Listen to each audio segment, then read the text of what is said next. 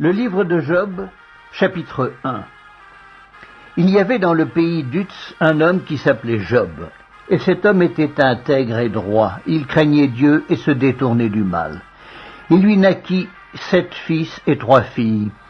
Il possédait 7000 brebis, 3000 chameaux, 500 paires de bœufs, 500 ânesses et un très grand nombre de serviteurs. Et cet homme était le plus considérable de tous les fils de l'Orient. Ses fils allaient les uns chez les autres et donnaient tour à tour un festin, et ils invitaient leurs 3 sœurs à manger et à boire avec eux. Et quand les jours de festin étaient passés, Job appelait et sanctifiait ses fils, puis il se levait de bon matin et offrait pour chacun d'eux un holocauste. Car Job disait, « Peut-être mes fils ont-ils péché et ont-ils offensé Dieu dans leur cœur ?» C'est ainsi que Job avait coutume d'agir. Or les fils de Dieu vinrent un jour se présenter devant l'Éternel, et Satan vint aussi au milieu d'eux. L'Éternel dit à Satan, « D'où viens-tu » Et Satan répondit à l'Éternel, « De parcourir la terre et de m'y promener. » L'Éternel dit à Satan, « As-tu remarqué mon serviteur Job? Il n'y a personne comme lui sur la terre. C'est un homme intègre et droit, craignant Dieu et se détournant du mal. » Et Satan répondit à l'Éternel, « Est-ce d'une manière désintéressée que Job craint Dieu? Ne l'as-tu pas protégé, lui, sa maison et tout ce qui est à lui? Tu as béni l'œuvre de ses mains et ses troupeaux couvrent le pays. Mais étends ta main, touche à tout ce qui lui appartient, et je suis sûr qu'il te maudit en face. » L'Éternel dit à Satan, « Voici, tout ce qui lui appartient, je te le livre. Seulement, ne porte pas la main sur lui. » Et Satan se retira de devant la face de l'Éternel. Un jour que les fils et les filles de Job mangeaient et buvaient du vin dans la maison de leur frère aîné, il arriva auprès de Job un messager qui dit, « Les bœufs labouraient et les ânesses paissaient à côté d'eux. Des Sabéens se sont jetés dessus, les ont enlevés et ont passé les serviteurs au fil de l'épée. Et je me suis échappé, moi seul, pour t'en apporter la nouvelle. » Il parlait encore lorsqu'un autre vint et dit, « Le feu de Dieu est tombé du ciel, a embrasé les brebis et les serviteurs, et les a consumés.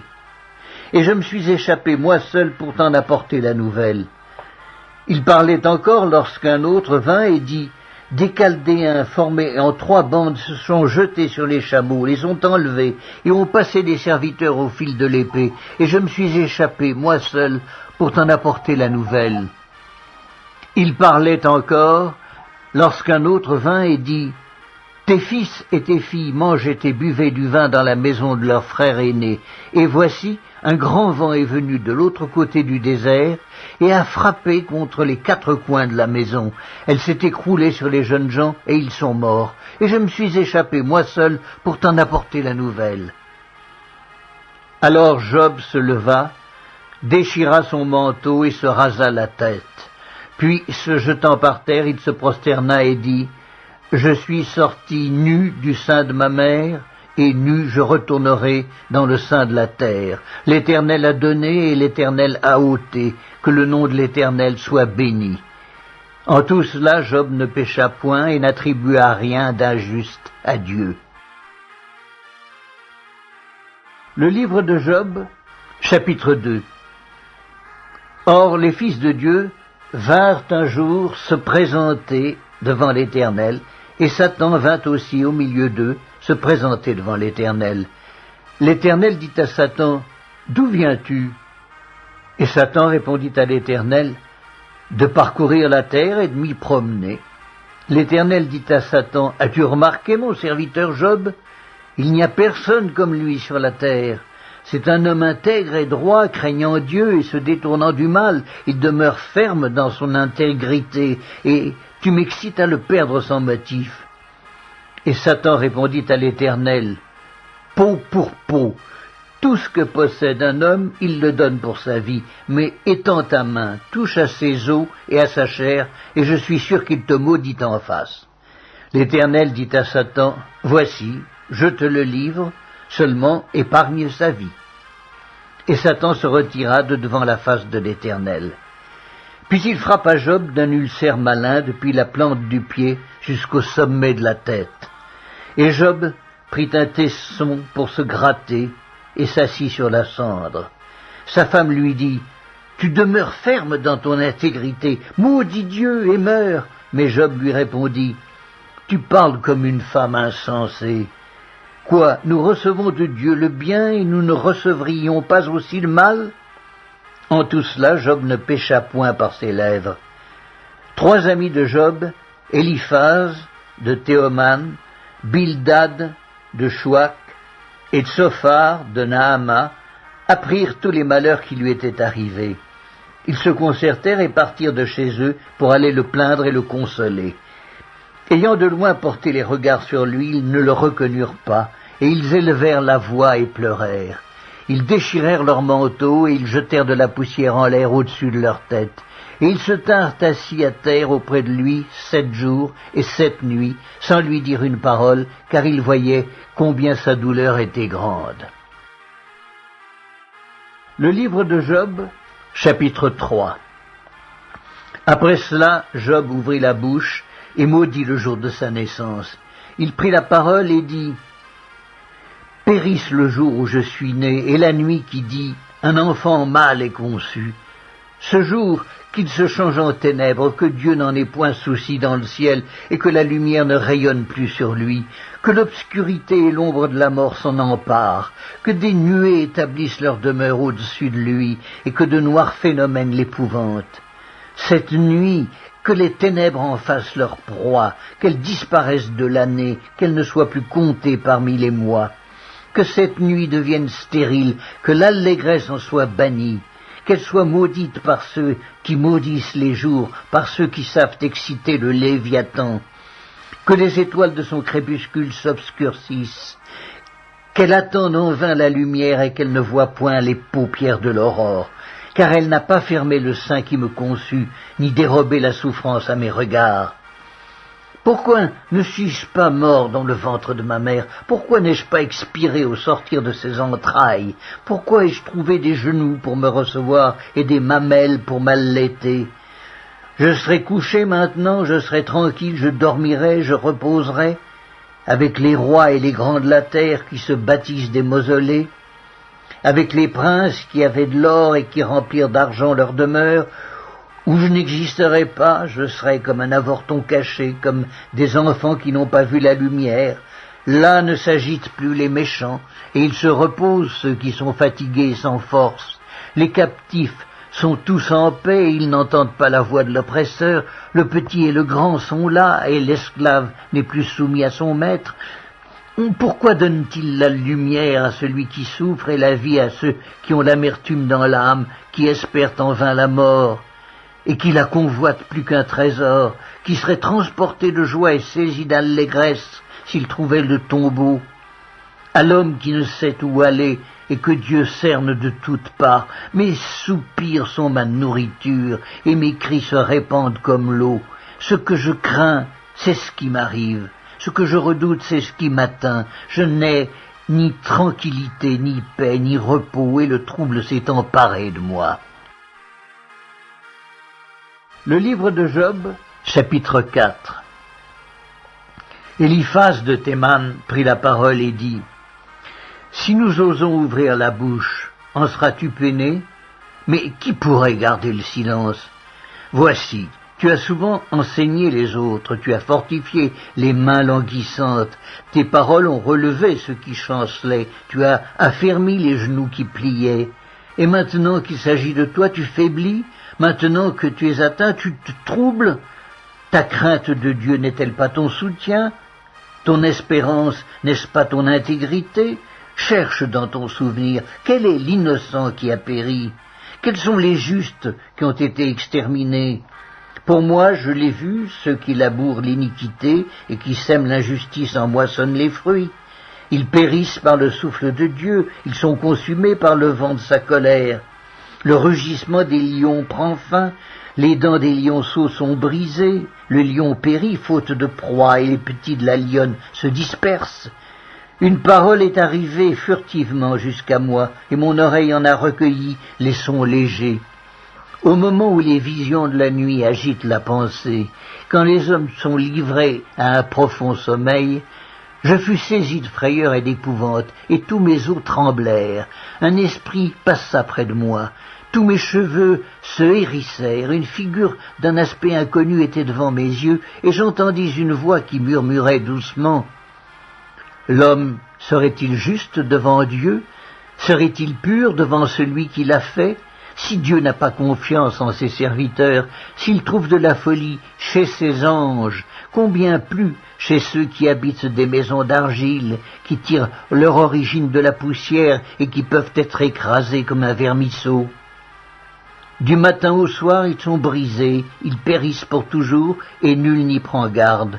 Le fil de leur vie est coupé, ils meurent, et ils n'ont pas acquis la sagesse. Le livre de Job, chapitre 5. Crie maintenant, qui te répondra? Auquel dessein t'adresseras-tu? L'insensé périt dans sa colère, le fou meurt dans ses emportements. J'ai vu l'insensé prendre racine, puis soudain j'ai maudit sa demeure, plus de prospérité pour ses fils. Ils sont foulés à la porte et personne qui les délivre. Sa moisson est dévorée par des affamés qui viennent l'enlever jusque dans les épines, et ses biens sont engloutis par des hommes altérés.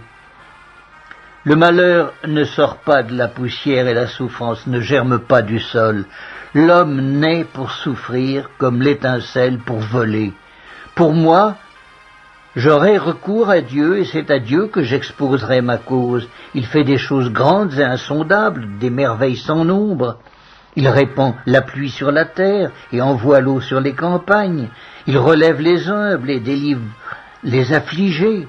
Il anéantit les projets des hommes rusés et leurs mains ne peuvent les accomplir.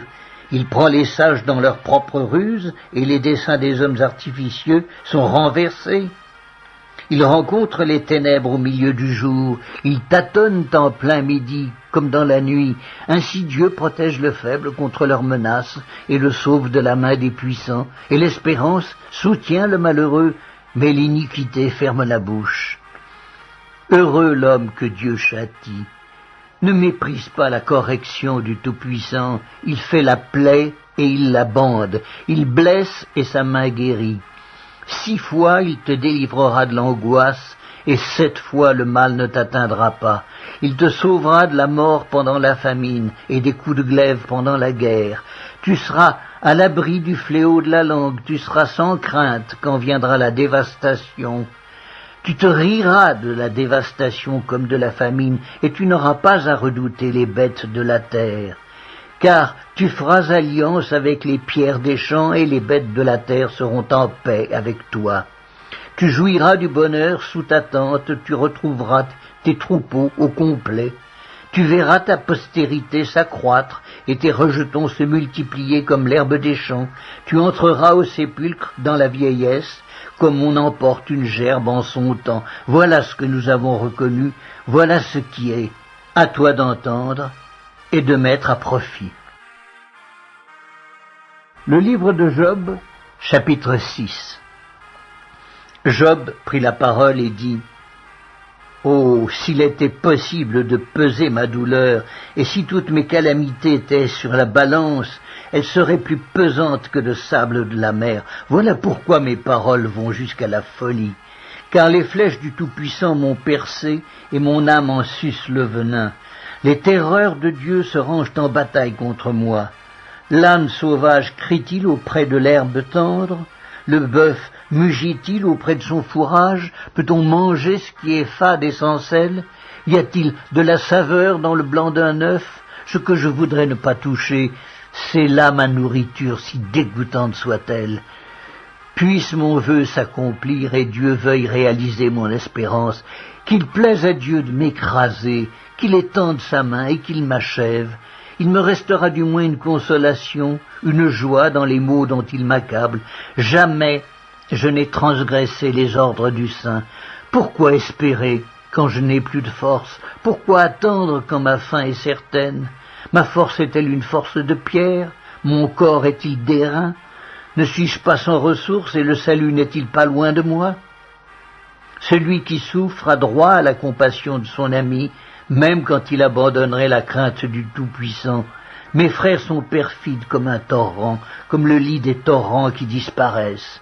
Les glaçons en troublent le cours, la neige s'y précipite. Viennent les chaleurs et ils tarissent. Les feux du soleil et leur lit demeurent à sec.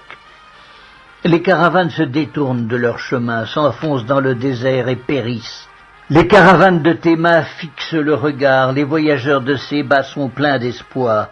Ils sont honteux d'avoir eu confiance, ils restent confondus quand ils arrivent. Ainsi, vous êtes comme si vous n'existiez pas. Vous voyez mon angoisse et vous en avez horreur. Vous ai-je dit, donnez-moi quelque chose, faites en ma faveur des présents avec vos biens, délivrez-moi de la main de l'ennemi, rachetez-moi de la main des méchants. Instruisez-moi et je me tairai. Faites-moi comprendre en quoi j'ai péché, que les paroles vraies sont persuasives. Mais que prouvent vos remontrances? Voulez-vous donc blâmer ce que j'ai dit et ne voir que du vent dans les discours d'un désespéré?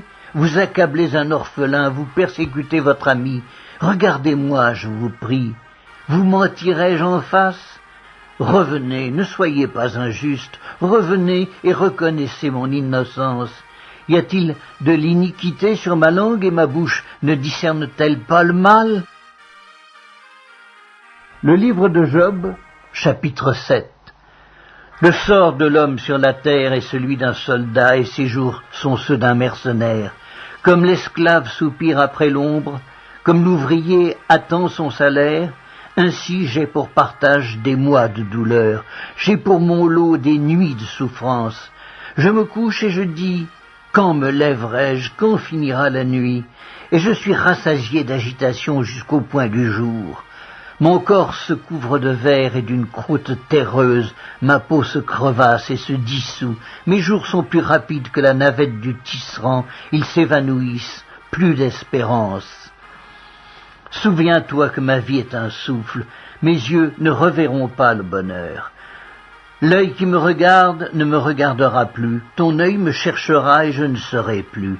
Comme la nuée se dissipe et s'en va, celui qui descend au séjour des morts ne remontera pas. Il ne reviendra plus dans sa maison et le lieu qu'il habitait ne le connaîtra plus. C'est pourquoi je ne retiendrai point ma bouche, je parlerai dans l'angoisse de mon cœur, je me plaindrai dans l'amertume de mon âme. Suis-je une mer ou un monstre marin pour que tu établisses des gardes autour de moi? Quand je dis « mon lit me soulagera, ma couche calmera mes douleurs », c'est alors que tu m'effraies par des songes, que tu m'épouvantes par des visions. Ah, je voudrais être étranglé, je voudrais la mort plutôt que ces eaux. Je les méprise, je ne vivrai pas toujours. Laisse-moi, car ma vie n'est qu'un souffle. Qu'est-ce que l'homme pour que tu en fasses tant de cas, pour que tu daignes prendre garde à lui, pour que tu le visites tous les matins, pour que tu l'éprouves à tous les instants? Quand cesseras-tu d'avoir le regard sur moi? Quand me laisseras-tu le temps d'avaler ma salive? Si j'ai péché, qu'ai-je pu te faire, gardien des hommes? Pourquoi me mettre en butte à tes traits? Pourquoi me rendre à charge à moi-même? Que ne pardonnes-tu mon péché et que n'oublies-tu mon iniquité? Car je vais me coucher dans la poussière, tu me chercheras et je ne serai plus. Le livre de Job, chapitre 8. Bildad de Chouac prit la parole et dit: Jusque à quand veux-tu discourir de la sorte, et les paroles de ta bouche seront-elles un vent impétueux? Dieu renverserait-il le droit? Le Tout-Puissant renverserait-il la justice? Si tes fils ont péché contre lui, il les a livrés à leur péché. Mais toi, si tu as recours à Dieu, si tu implores le Tout-Puissant, si tu es juste et droit, certainement alors il veillera sur toi et rendra le bonheur à ton innocente demeure. Ton ancienne prospérité semblera peu de chose, celle qui t'est réservée sera bien plus grande. Interroge ceux des générations passées, sois attentif à l'expérience de leurs pères, car nous sommes d'hier et nous ne savons rien, nos jours sur la terre ne sont qu'une ombre. Ils t'instruiront, ils te parleront, ils tireront de leur cœur ces sentences. Le jonc croît-il sans marais? Le roseau croît-il sans humidité? Encore vert et sans qu'on le coupe, il sèche plus vite que toutes les herbes. Ainsi arrive-t-il à tous ceux qui oublient Dieu, et l'espérance de l'impie périra. Son assurance est brisée, son soutien est une toile d'araignée. Il s'appuie sur sa maison, et elle n'est pas ferme. Il s'y cramponne, et elle ne résiste pas. Dans toute sa vigueur, en plein soleil, il étend ses rameaux sur son jardin, il entrelace ses racines parmi les pierres, il pénètre jusque dans les murailles. L'arrache-t-on du lieu qu'il occupe, ce lieu le renie. Je ne t'ai point connu. Tels sont les délices que ses voix lui procurent, puis sur le même sol d'autres s'élèvent après lui. Non, Dieu ne rejette point l'homme intègre, et il ne protège point les méchants. Il remplira ta bouche de cris de joie et tes lèvres de chants d'allégresse. Tes ennemis seront couverts de honte, la tente des méchants disparaîtra. Le livre de Job, chapitre 9. Job prit la parole et dit : « Je sais bien qu'il en est ainsi. Comment l'homme serait-il juste devant Dieu ? S'il voulait contester avec lui, sur 1000 choses il ne pourrait répondre à une seule. À lui la sagesse et la toute-puissance, qui lui résisterait impunément ? Il transporte soudain les montagnes, il les renverse dans sa colère, il secoue la terre sur sa base et ses colonnes sont ébranlées. Il commande au soleil, et le soleil ne paraît pas. Il met un sceau sur les étoiles, seul il étend les cieux, il marche sur les hauteurs de la mer. Il a créé la grande ours, l'Orion et les Pléiades, et les étoiles des régions australes. Il fait des choses grandes et insondables, des merveilles sans nombre. Voici, il passe près de moi, et je ne le vois pas. Il s'en va, et je ne l'aperçois pas. S'il enlève, qui s'y opposera? Qui lui dira : que fais-tu? Dieu ne retire point sa colère, sous lui s'inclinent les appuis de l'orgueil, et moi, comment lui répondre? Quelle parole choisir? Quand je serai juste, je ne répondrai pas, je ne puis qu'implorer mon juge, et quand il m'exaucerait, si je l'invoque, je ne croirai pas qu'il eût écouté ma voix, lui qui m'assaille, comme par une tempête, qui multiplie sans raison mes blessures, qui ne me laisse pas respirer, qui me rassasie d'amertume. Recourir à la force? Il est tout-puissant. À la justice? Qui me fera comparaître? Suis-je juste? Ma bouche me condamnera. Suis-je innocent? Il me déclarera coupable. Innocent, je le suis, mais je ne tiens pas à la vie, je méprise mon existence. Qu'importe après tout, car j'ose le dire, il détruit l'innocent comme le coupable, si du moins le fléau donnait soudain la mort, mais il se rit des épreuves de l'innocent, la terre est livrée aux mains de l'impie, il voile la face des juges, si ce n'est pas lui, qui est-ce donc? Mes jours sont plus rapides qu'un courrier, il fuit sans avoir vu le bonheur, il passe comme les navires de jonc, comme l'aigle qui fond sur sa proie. Si je dis « je veux oublier mes souffrances, laisser ma tristesse reprendre courage », je suis effrayé de toutes mes douleurs. Je sais que tu ne me tiendras pas pour innocent, je serai jugé coupable. Pourquoi me fatiguer en vain? Quand je me laverai dans la neige, quand je purifierai mes mains avec du savon, tu me plongerais dans la fange et mes vêtements m'auraient en horreur. Il n'est pas un homme comme moi pour que je lui réponde, pour que nous allions ensemble en justice. Il n'y a pas entre nous d'arbitre. Qu'il pose sa main sur nous deux, qu'il retire sa verge de dessus moi, que cette erreur ne me trouble plus. Alors je parlerai, et je ne le craindrai pas, autrement je ne suis point à moi-même. Le livre de Job, chapitre 10. Mon âme est dégoûtée de la vie. Je donnerai cours à ma plainte, je parlerai dans l'amertume de mon âme. Je dis à Dieu, ne me condamne pas, fais-moi savoir pourquoi tu me prends à partie. Te paraît-il bien de maltraiter, de repousser l'ouvrage de tes mains et de faire briller ta faveur sur le conseil des méchants? As-tu des yeux de chair, vois-tu comme voit un homme? Tes jours sont-ils comme les jours de l'homme, et tes années comme ses années, pour que tu recherches mon iniquité, pour que tu t'enquières de mon péché, sachant bien que je ne suis pas coupable et que nul ne peut me délivrer de ta main? Tes mains m'ont formé, elles m'ont créé, elles m'ont fait tout entier, et tu me détruirais? Souviens-toi que tu m'as façonné comme de l'argile.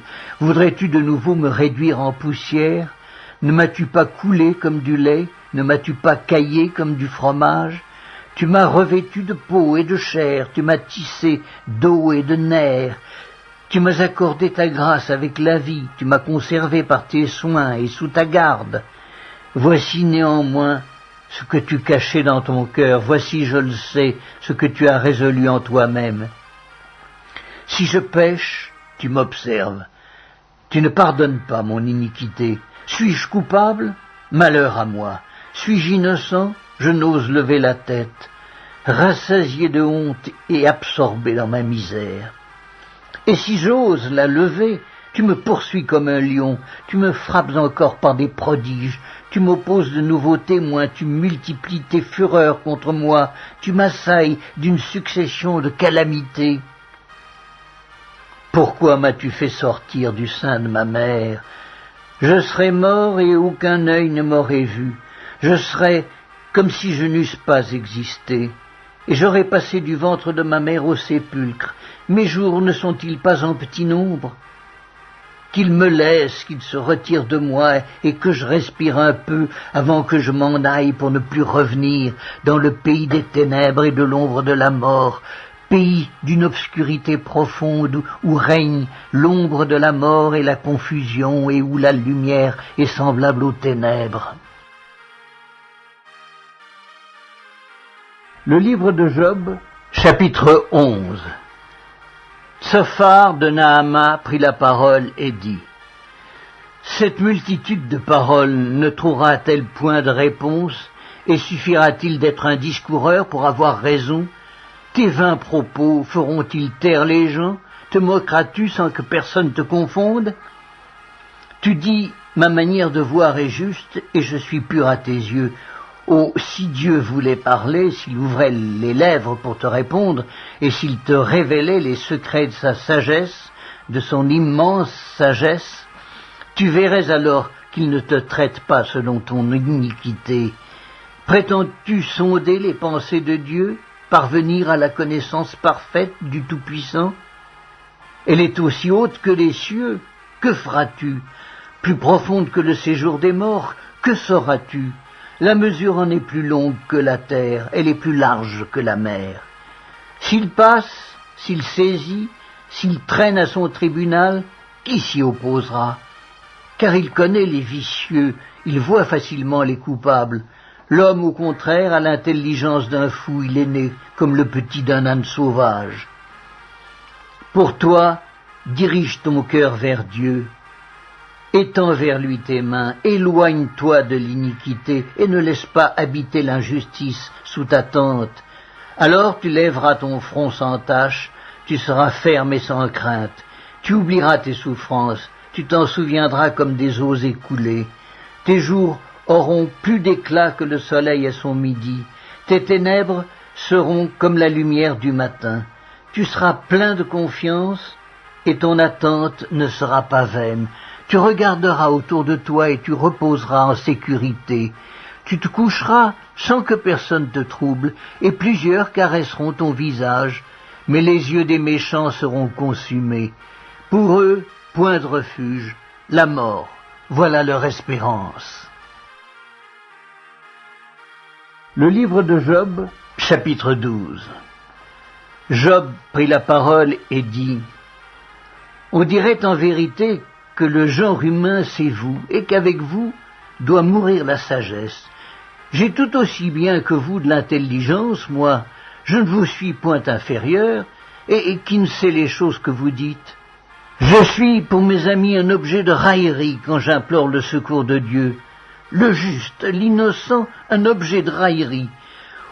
Au malheur le mépris, c'est la devise des heureux. À celui dont le pied chancelle est réservé le mépris.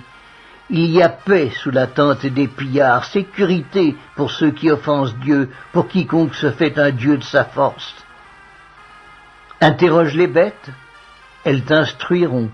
Les oiseaux du ciel, ils te l'apprendront. Parle à la terre, elle t'instruira, et les poissons de la mer te le raconteront. Qu'il reconnaît chez eux la preuve que la main de l'Éternel a fait toutes choses. Il tient dans sa main l'âme de tout ce qui vit, le souffle de toute chair d'homme. L'oreille ne discerne-t-elle pas les paroles comme le palais savoure les aliments? Dans les vieillards se trouve la sagesse et dans une longue vie l'intelligence. En Dieu résident la sagesse et la puissance. Le conseil et l'intelligence lui appartiennent. Ce qu'il renverse ne sera point rebâti. Celui qu'il renferme ne sera point délivré. Il retient les eaux et tout se dessèche. Il les lâche et la terre en est dévastée. Il possède la force et la prudence. Il maîtrise celui qui s'égare ou fait égarer les autres. Il emmène captifs les conseillers, il trouble la raison des juges, il délie la ceinture des rois, il met une corde autour de leurs reins. Il emmène captifs les sacrificateurs, il fait tomber des puissants. Il ôte la parole à ceux qui ont de l'assurance. Il prive de jugement les vieillards, il verse le mépris sur les grands, il relâche la ceinture des forts. Il met à découvert ce qui est caché dans les ténèbres, il produit à la lumière l'ombre de la mort. Il donne de l'accroissement aux nations, et il les anéantit. Il les étend au loin, et il les ramène dans leurs limites. Il enlève l'intelligence aux chefs des peuples, il les fait errer dans des déserts sans chemin, il tâtonne dans les ténèbres et ne voit pas clair, il les fait errer comme des gens ivres. Le livre de Job, chapitre 13. Voici, mon œil a vu tout cela, mon oreille l'a entendu et y a pris garde. Ce que vous savez, je le sais aussi. Je ne vous suis point inférieur. Mais je veux parler au Tout-Puissant, je veux plaider ma cause devant Dieu, car vous n'imaginez que des faussetés, vous êtes tous des médecins de néant. Que n'avez-vous gardé le silence? Vous auriez passé pour avoir de la sagesse. Écoutez, je vous prie, ma défense, et soyez attentifs à la réplique de mes lèvres. Direz-vous en faveur de Dieu ce qui est injuste, et pour le soutenir, allégrez-vous des faussetés? Voulez-vous avoir égard à sa personne? Voulez-vous plaider pour Dieu? S'il vous sonde, vous approuvera-t-il, ou le tromperez-vous comme on trompe un homme? Certainement, il vous condamnera si vous n'agissez en secret que par égard pour sa personne. Sa majesté ne vous épouvantera-t-elle pas? Sa terreur ne tombera-t-elle pas sur vous? Vos sentences sont des sentences de cendre, vos retranchements sont des retranchements de boue. Taisez-vous, laissez-moi, je veux parler. Il m'en arrivera ce qu'il pourra. Pourquoi saisirai-je ma chair entre les dents? J'exposerai plutôt ma vie. Voici, il me tuera, je n'ai rien à espérer. Mais devant lui, je défendrai ma conduite. Cela même peut servir à mon salut, car un impie n'ose paraître en sa présence. Écoutez, écoutez mes paroles, prêtez l'oreille à ce que je vais dire. Me voici prêt à plaider ma cause. Je sais que j'ai raison. Quelqu'un disputera-t-il contre moi? Alors je me tais et je veux mourir. Seulement, accorde-moi 2 choses, et je ne me cacherai pas loin de ta face.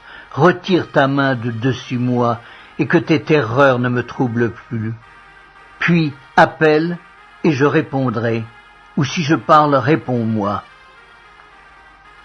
Quel est le nombre de mes iniquités et de mes péchés? Fais-moi connaître mes transgressions et mes péchés. Pourquoi caches-tu ton visage et me prends-tu pour ton ennemi? Veux-tu frapper une feuille agitée? Veux-tu poursuivre une paille desséchée?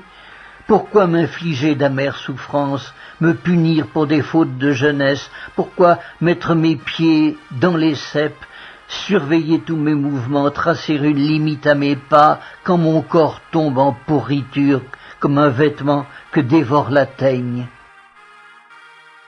Le livre de Job, chapitre 14. L'homme né de la femme, sa vie est courte, sans cesse agitée. Il naît, il est coupé comme une fleur, il fuit et disparaît comme une ombre, et c'est sur lui que tu as l'œil ouvert, et tu me fais aller en justice avec toi. Comment d'un être souillé sortira-t-il un homme pur? Il n'en peut sortir aucun. Si ses jours sont fixés, si tu as compté ses mois, si tu en as marqué le terme qu'il ne saurait franchir, détourne de lui les regards et donne-lui du relâche, pour qu'il ait au moins la joie du mercenaire à la fin de sa journée. Un arbre a de l'espérance. Quand on le coupe, il repousse. Il produit encore des rejetons. Quand sa racine a vieilli dans la terre, quand son tronc meurt dans la poussière, il reverdit à l'approche de l'eau, il pousse des branches comme une jeune plante, mais l'homme meurt et il perd sa force. L'homme expire et où est-il? Les eaux des lacs s'évanouissent, les fleuves tarissent et se dessèchent. Ainsi l'homme se couche et ne se relèvera plus. Il ne se réveillera pas tant que les cieux subsisteront, il ne sortira pas de son sommeil. Oh, si tu voulais me cacher dans le séjour des morts, m'y tenir à couvert jusqu'à ce que ta colère fût passée et me fixer un terme auquel tu te souviendrais de moi. Si l'homme, une fois mort, pouvait revivre, j'aurais de l'espoir tout le temps de mes souffrances jusqu'à ce que mon état vînt à changer. Tu appellerais alors et je te répondrais, tu languirais après l'ouvrage de tes mains, mais aujourd'hui tu comptes mes pas, tu as l'œil sur mes péchés. Mes transgressions sont scellées en un faisceau et tu imagines des iniquités à ma charge. La montagne s'écroule et périt, le rocher disparaît de sa place, la pierre est broyée par les eaux, et la terre emportée par leur courant. Ainsi tu détruis l'espérance de l'homme, tu es sans cesse à l'assaillir, et il s'en va. Tu le défigures, puis tu le renvoies. Que ses fils soient honorés, il n'en sait rien, qu'il soit dans l'abaissement, il l'ignore. C'est pour lui seul qu'il éprouve de la douleur en son corps, c'est pour lui seul qu'il ressent de la tristesse en son âme. Le livre de Job, chapitre 15. Eliphaz de Théman prit la parole et dit: Le sage répond-il par un vain espoir? Se gonfle-t-il la poitrine du vent d'Orient? Est-ce par d'inutiles propos qu'il se défend? Est-ce par des discours qui ne servent à rien? Toi, tu détruis même la crainte de Dieu, tu anéantis tout mouvement de piété devant Dieu. Ton iniquité dirige ta bouche et tu prends le langage des hommes rusés. Ce n'est pas moi, c'est ta bouche qui te condamne, ce sont tes lèvres qui déposent contre toi. Es-tu né le premier des hommes? As-tu été enfanté avant les collines? As-tu reçu les confidences de Dieu? As-tu dérobé la sagesse à ton profit? Que sais-tu que nous ne sachions pas? Quelle connaissance as-tu que nous n'ayons pas? Il y a parmi nous des cheveux blancs, des vieillards, plus riches de jours que ton père. Tiens-tu pour peu de choses les consolations de Dieu et les paroles qui, doucement, se font entendre à toi? Où ton cœur t'entraîne-t-il, et que signifie ce roulement de tes yeux? Quoi, c'est contre Dieu que tu tournes ta colère et que ta bouche exhale de pareils discours? Qu'est-ce que l'homme pour qu'il soit pur? Celui qui est né de la femme peut-il être juste?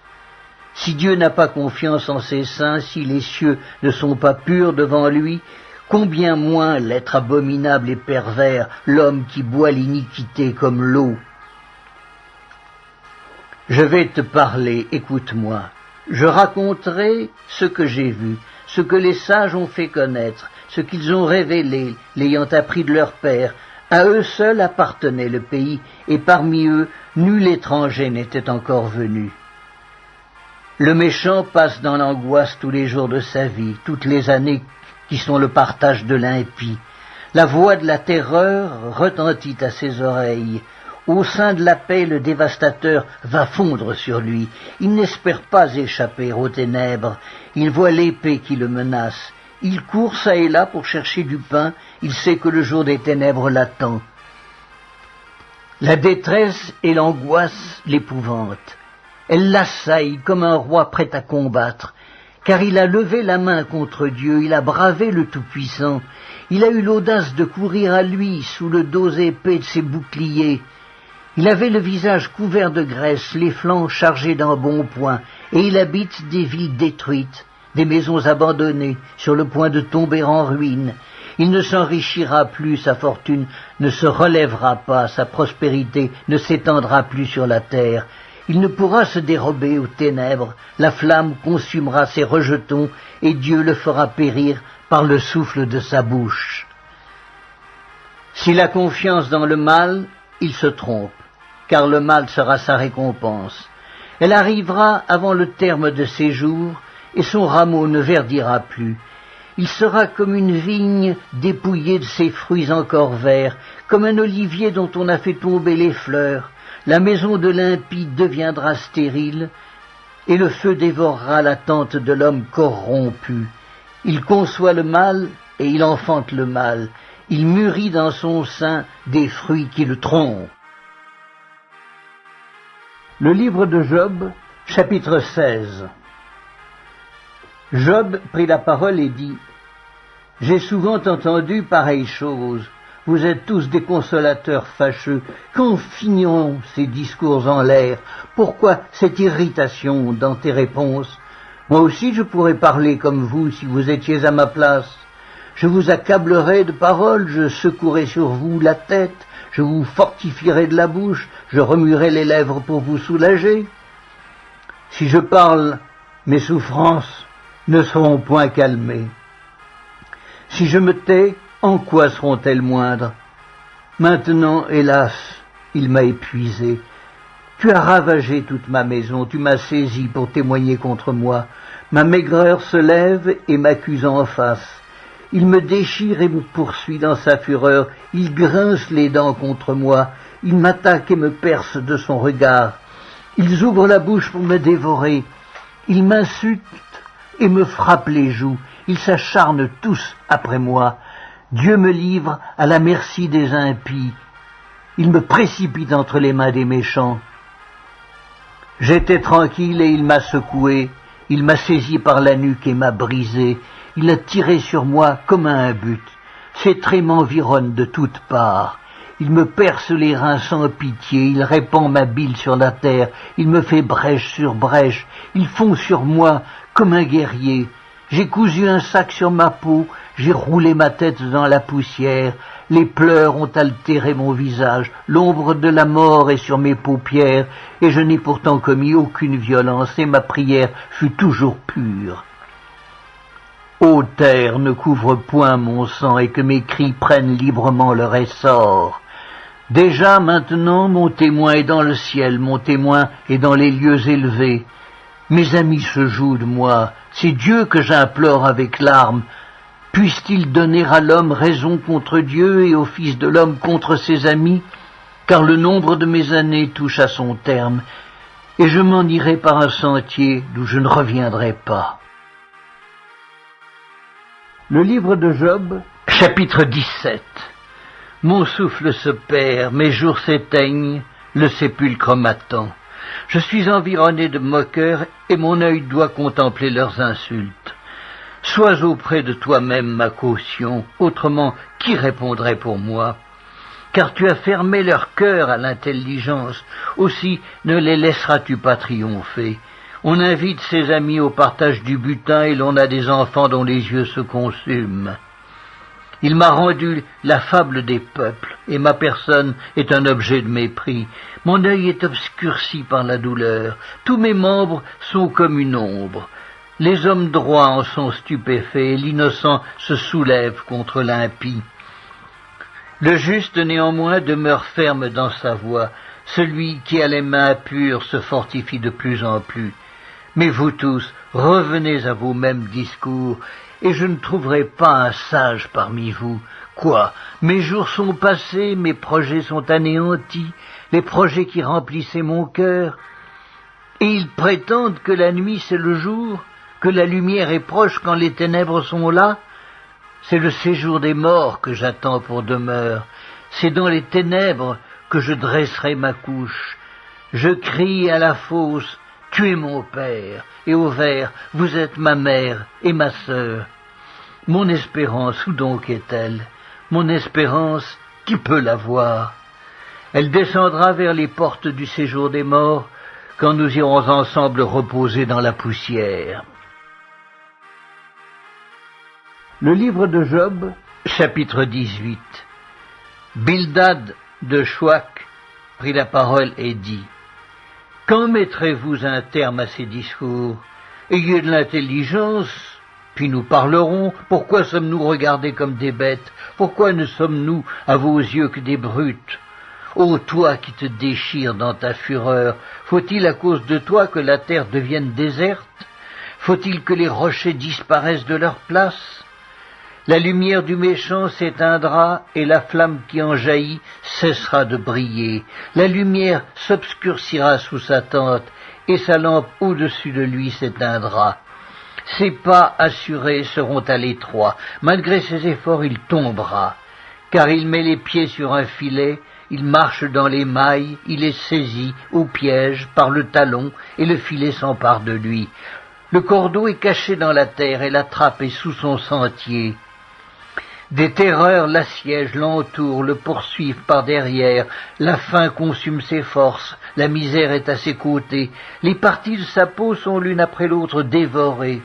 Ses membres sont dévorés par le premier-né de la mort. Il est arraché de sa tente où il se croyait en sûreté. Il se traîne vers le roi des épouvantements. Nul des siens n'habite sa tente. Le soufre est répandu sur sa demeure. En bas, ses racines se dessèchent. En haut, ses branches sont coupées. Sa mémoire disparaît de la terre. Son nom n'est plus sur la surface des champs. Il est poussé de la lumière dans les ténèbres. Il est chassé du monde. Il ne laisse ni descendants ni postérité parmi son peuple, ni survivants dans les lieux qu'il habitait. Les générations à venir seront étonnées de sa ruine, et la génération présente sera saisie d'effroi. Point d'autre destinée pour le méchant, point d'autre sort pour qui ne connaît pas Dieu. Job, chapitre 19. Job prit la parole et dit: Jusques à quand affligerez-vous mon âme et m'écraserez-vous de vos discours? Voilà 10 fois que vous m'outragez. N'avez-vous pas honte de m'étourdir ainsi? Si réellement j'ai péché, seul j'en suis responsable. Pensez-vous me traiter avec hauteur? Pensez-vous démontrer que je suis coupable? Sachez alors que c'est Dieu qui me poursuit et qui m'enveloppe de son filet. Voici, je crie à la violence et nul ne répond. J'implore justice et point de justice. Il m'a fermé toute issue et je ne puis passer. Il a répandu des ténèbres sur mes sentiers. Il m'a dépouillé de ma gloire. Il a enlevé la couronne de ma tête. Il m'a brisé de toutes parts et je m'en vais. Il a arraché mon espérance comme un arbre. Il s'est enflammé de colère contre moi. Il m'a traité comme l'un de ses ennemis. Ses troupes se sont de concert mises en marche et se sont frayé leur chemin jusqu'à moi. Elles se sont campées autour de ma tente. Il a éloigné de moi mes frères et mes amis se sont détournés de moi. Je suis abandonné de mes proches. Je suis oublié de mes intimes. Je suis un étranger pour mes serviteurs et mes servantes. Je ne suis plus à leurs yeux qu'un inconnu. J'appelle mon serviteur et il ne répond pas. Je le supplie de ma bouche et c'est en vain. Mon humeur est à charge à ma femme et ma plainte au fils de mes entrailles. Je suis méprisé même par des enfants. Si je me lève, je reçois leurs insultes. Ceux que j'avais pour confidents m'ont en horreur. Ceux que j'aimais se sont tournés contre moi. Mes os sont attachés à ma peau et à ma chair. Il ne me reste que la peau des dents. Ayez pitié de moi, vous, mes amis, car la main de Dieu m'a frappé. Pourquoi me poursuivre comme Dieu me poursuit? Pourquoi vous montrer insatiable de ma chair? Oh, je voudrais que mes paroles fussent écrites, qu'elles fussent écrites dans un livre. Je voudrais qu'avec un burin de fer et avec du plomb, elles fussent pour toujours gravées dans le roc. Mais je sais que mon Rédempteur est vivant et qu'il se lèvera le dernier sur la terre.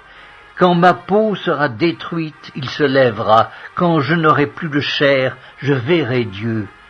Je le verrai et il me sera favorable. Mes yeux le verront et non ceux d'un autre. Mon âme languit d'attente au-dedans de moi. Vous direz alors, pourquoi le poursuivions-nous?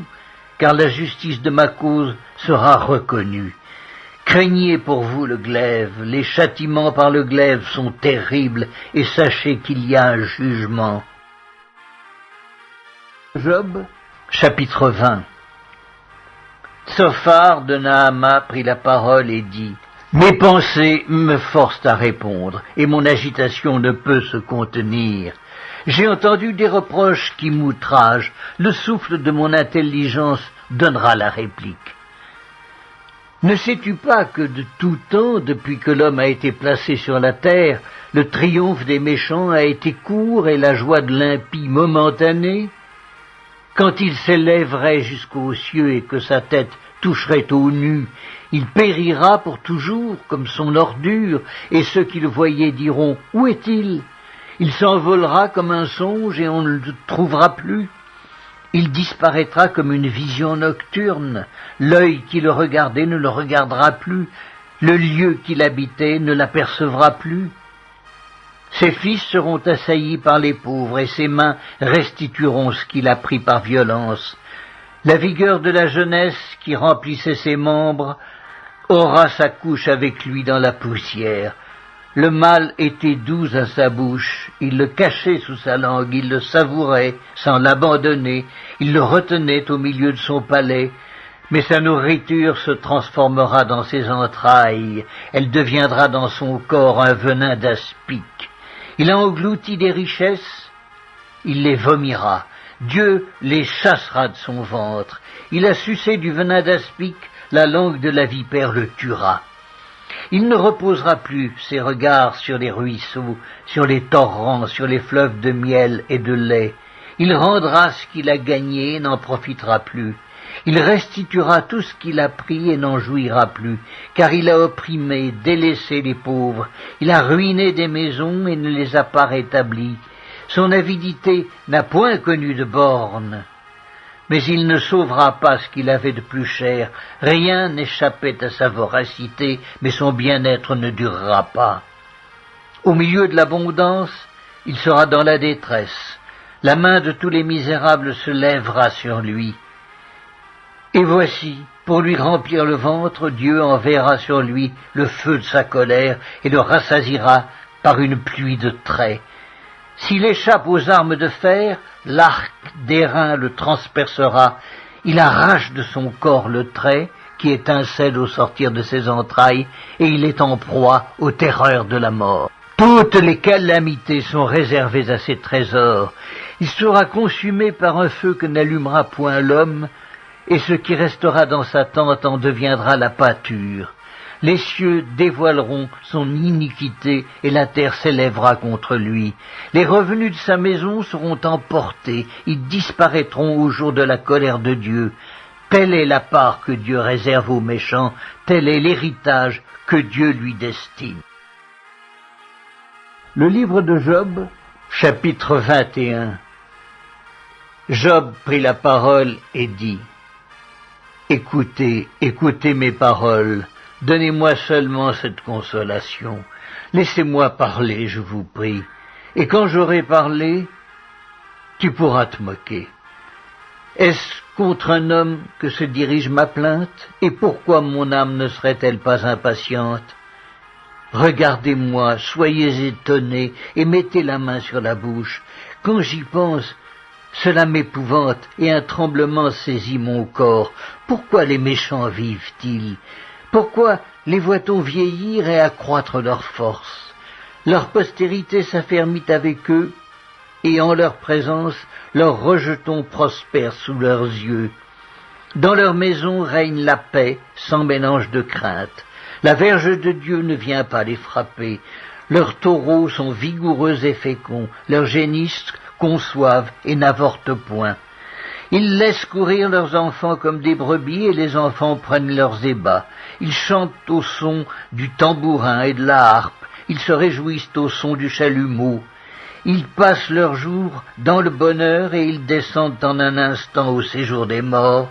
Et ils disaient pourtant à Dieu, « Retire-toi de nous, nous ne voulons pas connaître tes voies. » Qu'est-ce que le Tout-Puissant pour que nous le servions? Que gagnerons-nous à lui adresser nos prières? Quoi donc, ne sont-ils pas en possession du bonheur? Loin de moi le conseil des méchants, mais arrive-t-il souvent que leurs lampes s'éteignent, que la misère fonde sur eux, que Dieu leur distribue leur part dans sa colère, qu'ils soient comme la paille emportée par le vent, comme la balle enlevée par le tourbillon? Est-ce pour les fils que Dieu réserve le châtiment du Père? Mais c'est lui que Dieu devrait punir pour qu'il le sente. C'est lui qui devrait contempler sa propre ruine. C'est lui qui devrait boire la colère du Tout-Puissant, car que lui importe sa maison après lui, quand le nombre de ses mois est achevé? Est-ce à Dieu qu'on donnera de la science, à lui qui gouverne les esprits célestes? L'un meurt au sein du bien-être, de la paix et du bonheur, les flancs chargés de graisse et la moelle des os remplie de sève.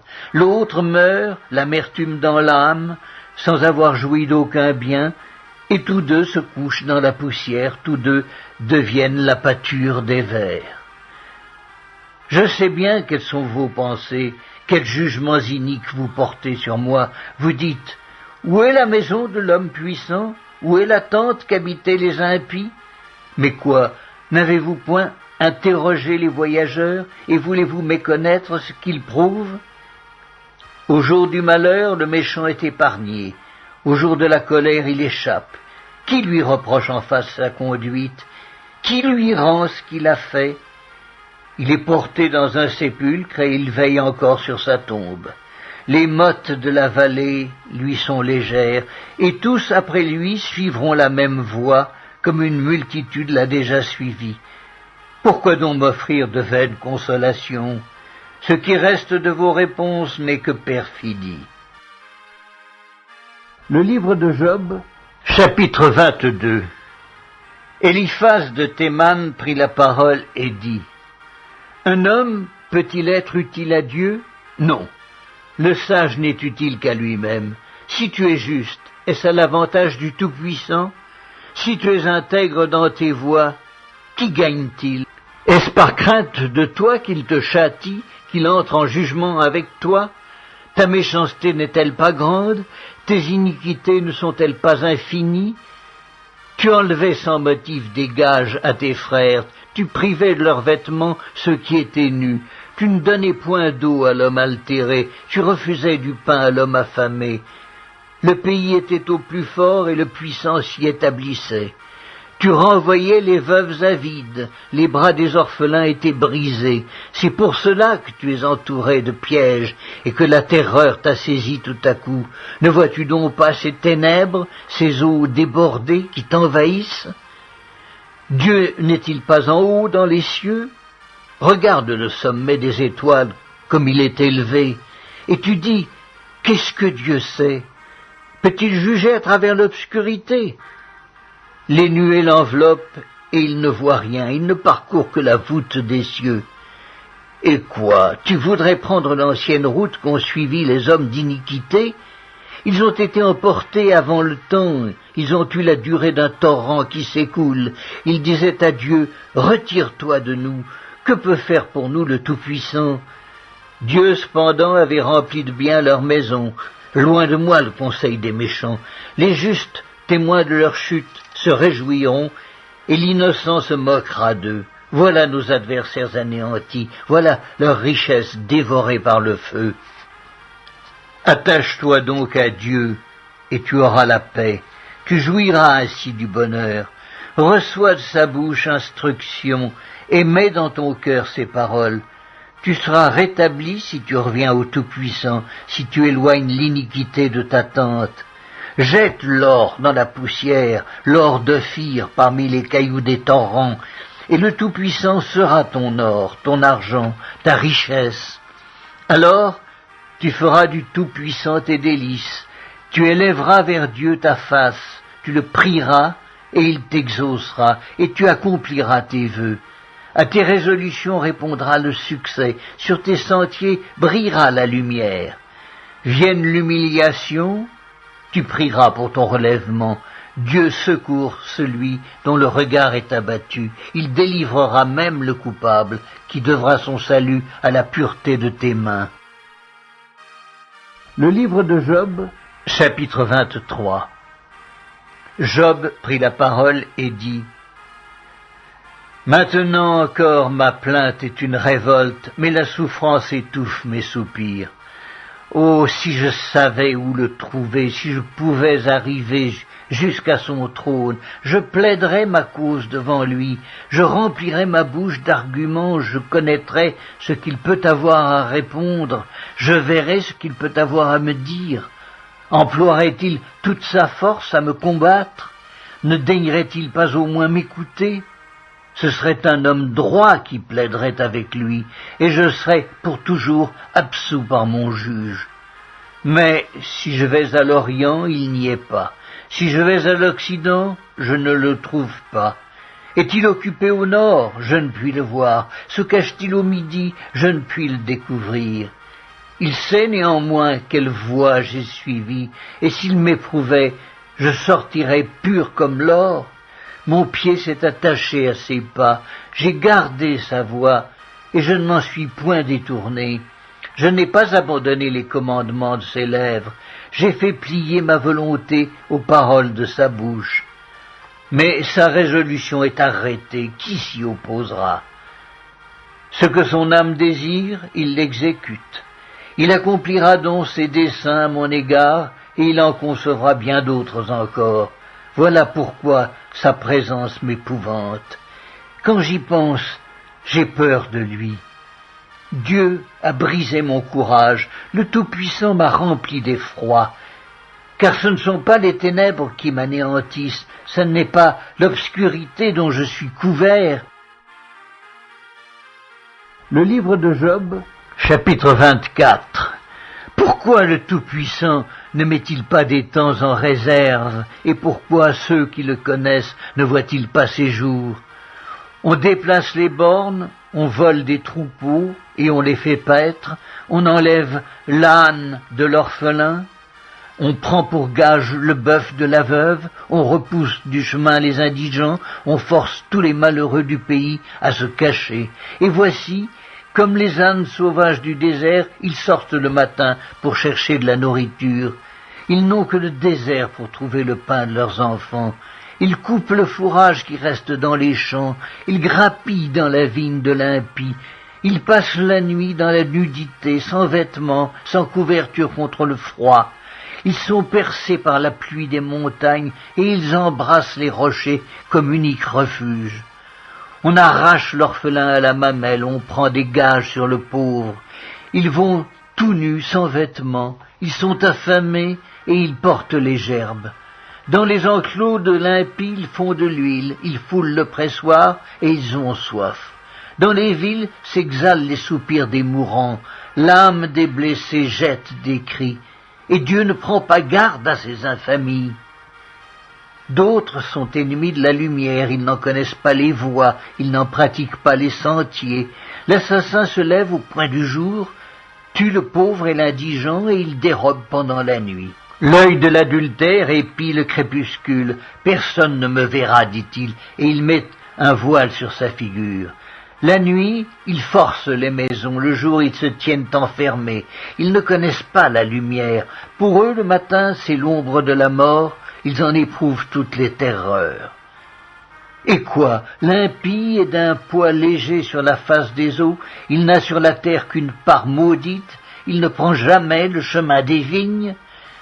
Comme la sécheresse et la chaleur absorbent les eaux de la neige, ainsi le séjour des morts engloutit ceux qui pêchent. Quoi, le sein maternel l'oublie, les vers en font leur délice, on ne se souvient plus de lui. L'impie est brisé comme un arbre, lui qui dépouille la femme stérile et sans enfant, lui qui ne répand aucun bienfait sur la veuve. Non, Dieu, par sa force, prolonge les jours des violents, et les voilà debout quand ils désespéraient de la vie. Il leur donne de la sécurité et de la confiance, il a les regards sur leur voie. Ils se sont élevés, et en un instant ils ne sont plus. Ils tombent, ils meurent comme tous les hommes, ils sont coupés comme la tête des épis. S'il n'en est pas ainsi, qui me démentira, qui réduira mes paroles à néant? Job, chapitre 25. Bildad de Chouac prit la parole et dit: La puissance et la terreur appartiennent à Dieu. Il fait régner la paix dans ces hautes régions. Ses armées ne sont-elles pas innombrables? Sur qui sa lumière ne se lève-t-elle pas? Comment l'homme serait-il juste devant Dieu? Comment celui qui est né de la femme serait-il pur? Voici, la lune même n'est pas brillante et les étoiles ne sont pas pures à ses yeux. Combien moins l'homme qui n'est qu'un ver, le fils de l'homme qui n'est qu'un vermisseau. Le livre de Job, chapitre 26. Job prit la parole et dit: Comme tu sais bien venir en aide à la faiblesse, comme tu prêtes secours aux bras sans force, quel bon conseil tu donnes à celui qui manque d'intelligence, quelle abondance de sagesse tu fais paraître. À qui s'adressent tes paroles, et qui est-ce qui t'inspire? Devant Dieu les ombres tremblent, au-dessous des eaux et de leurs habitants. Devant lui le séjour des morts est nu, l'abîme n'a point de voile, il étend le septentrion sur le vide, il suspend la terre sur le néant. Il renferme les eaux dans ses nuages et les nuages n'éclatent pas sous leur poids.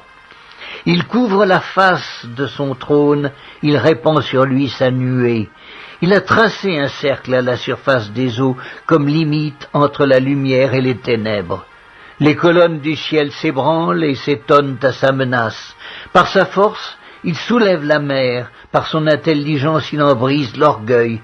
Son souffle donne au ciel de la sérénité, sa main transperce le serpent fuyard. Ce sont là les bords de ses voix, c'est le bruit léger qui nous en parvient, mais qui entendra le tonnerre de sa puissance? Job, chapitre 27. Job prit de nouveau la parole sous forme sentencieuse et dit: Dieu qui me refuse justice est vivant, le Tout-Puissant qui remplit mon âme d'amertume est vivant. Aussi longtemps que j'aurai ma respiration et que le souffle de Dieu sera dans mes narines, mes lèvres ne prononceront rien d'injuste, ma langue ne dira rien de faux. Loin de moi la pensée de vous donner raison, jusqu'à mon dernier soupir je défendrai mon innocence. Je tiens à me justifier et je ne faiblirai pas. Mon cœur ne me fait de reproches sur aucun de mes jours. Que mon ennemi soit comme le méchant et mon adversaire comme l'impie. Quelle espérance reste-t-il à l'impie quand Dieu coupe le fil de sa vie, quand il lui retire son âme? Est-ce que Dieu écoute ses cris quand l'angoisse vient l'assaillir? Fait-il du Tout-Puissant ses délices? Adresse-t-il en tout temps ses prières à Dieu? Je vous enseignerai les voies de Dieu. Je ne vous cacherai pas les desseins du Tout-Puissant, mais vous les connaissez et vous êtes d'accord. Pourquoi donc vous laisser aller à de vaines pensées? Voici la part que Dieu réserve aux méchants, l'héritage que le Tout-Puissant destine à l'impie. S'il a des fils en grand nombre, c'est pour le glaive et ses rejetons manquent de pain. Ceux qui échappent sont enterrés par la peste et leurs veuves ne les pleurent pas. S'il amasse l'argent comme la poussière, s'il entasse les vêtements comme la boue, c'est lui qui entasse, mais c'est le juste qui se revêt, c'est l'homme intègre qui a l'argent en partage. Sa maison est comme celle que bâtit la teigne, comme la cabane que fait un gardien. Il se couche riche et il meurt dépouillé. Il ouvre les yeux et tout a disparu. Les terreurs le surprennent comme des eaux, un tourbillon l'enlève au milieu de la nuit, le vent d'Orient l'emporte et il s'en va, il l'arrache violemment de sa demeure, Dieu lance sans pitié des traits contre lui, et le méchant voudrait fuir pour les éviter. On bat des mains à sa chute, et on le siffle à son départ. Le livre de Job, chapitre 28. Il y a pour l'argent une mine d'où on le fait sortir, et pour l'or un lieu d'où on l'extrait pour l'affiner. Le fer se tire de la poussière et la pierre se fond pour produire l'airain. L'homme fait cesser les ténèbres. Il explore jusque dans les endroits les plus profonds, les pierres cachées dans l'obscurité et dans l'ombre de la mort. Il creuse un puits loin des lieux habités. Ses pieds ne lui sont plus en aide, et il est suspendu, balancé, loin des humains. La terre d'où sort le pain est bouleversée dans ses entrailles comme par le feu. Ces pierres contiennent du saphir, et l'on y trouve de la poudre d'or. L'oiseau de proie n'en connaît pas le sentier, l'œil du vautour ne l'a point aperçu. Les plus fiers animaux ne l'ont point foulé, le lion n'y a jamais passé, l'homme porte sa main sur le roc, il renverse les montagnes depuis la racine, il ouvre des tranchées dans les rochers, et son œil contemple tout ce qu'il y a de précieux. Il arrête l'écoulement des eaux, et il produit à la lumière ce qui est caché. Mais la sagesse, où se trouve-t-elle? Où est la demeure de l'intelligence? L'homme n'en connaît point le prix.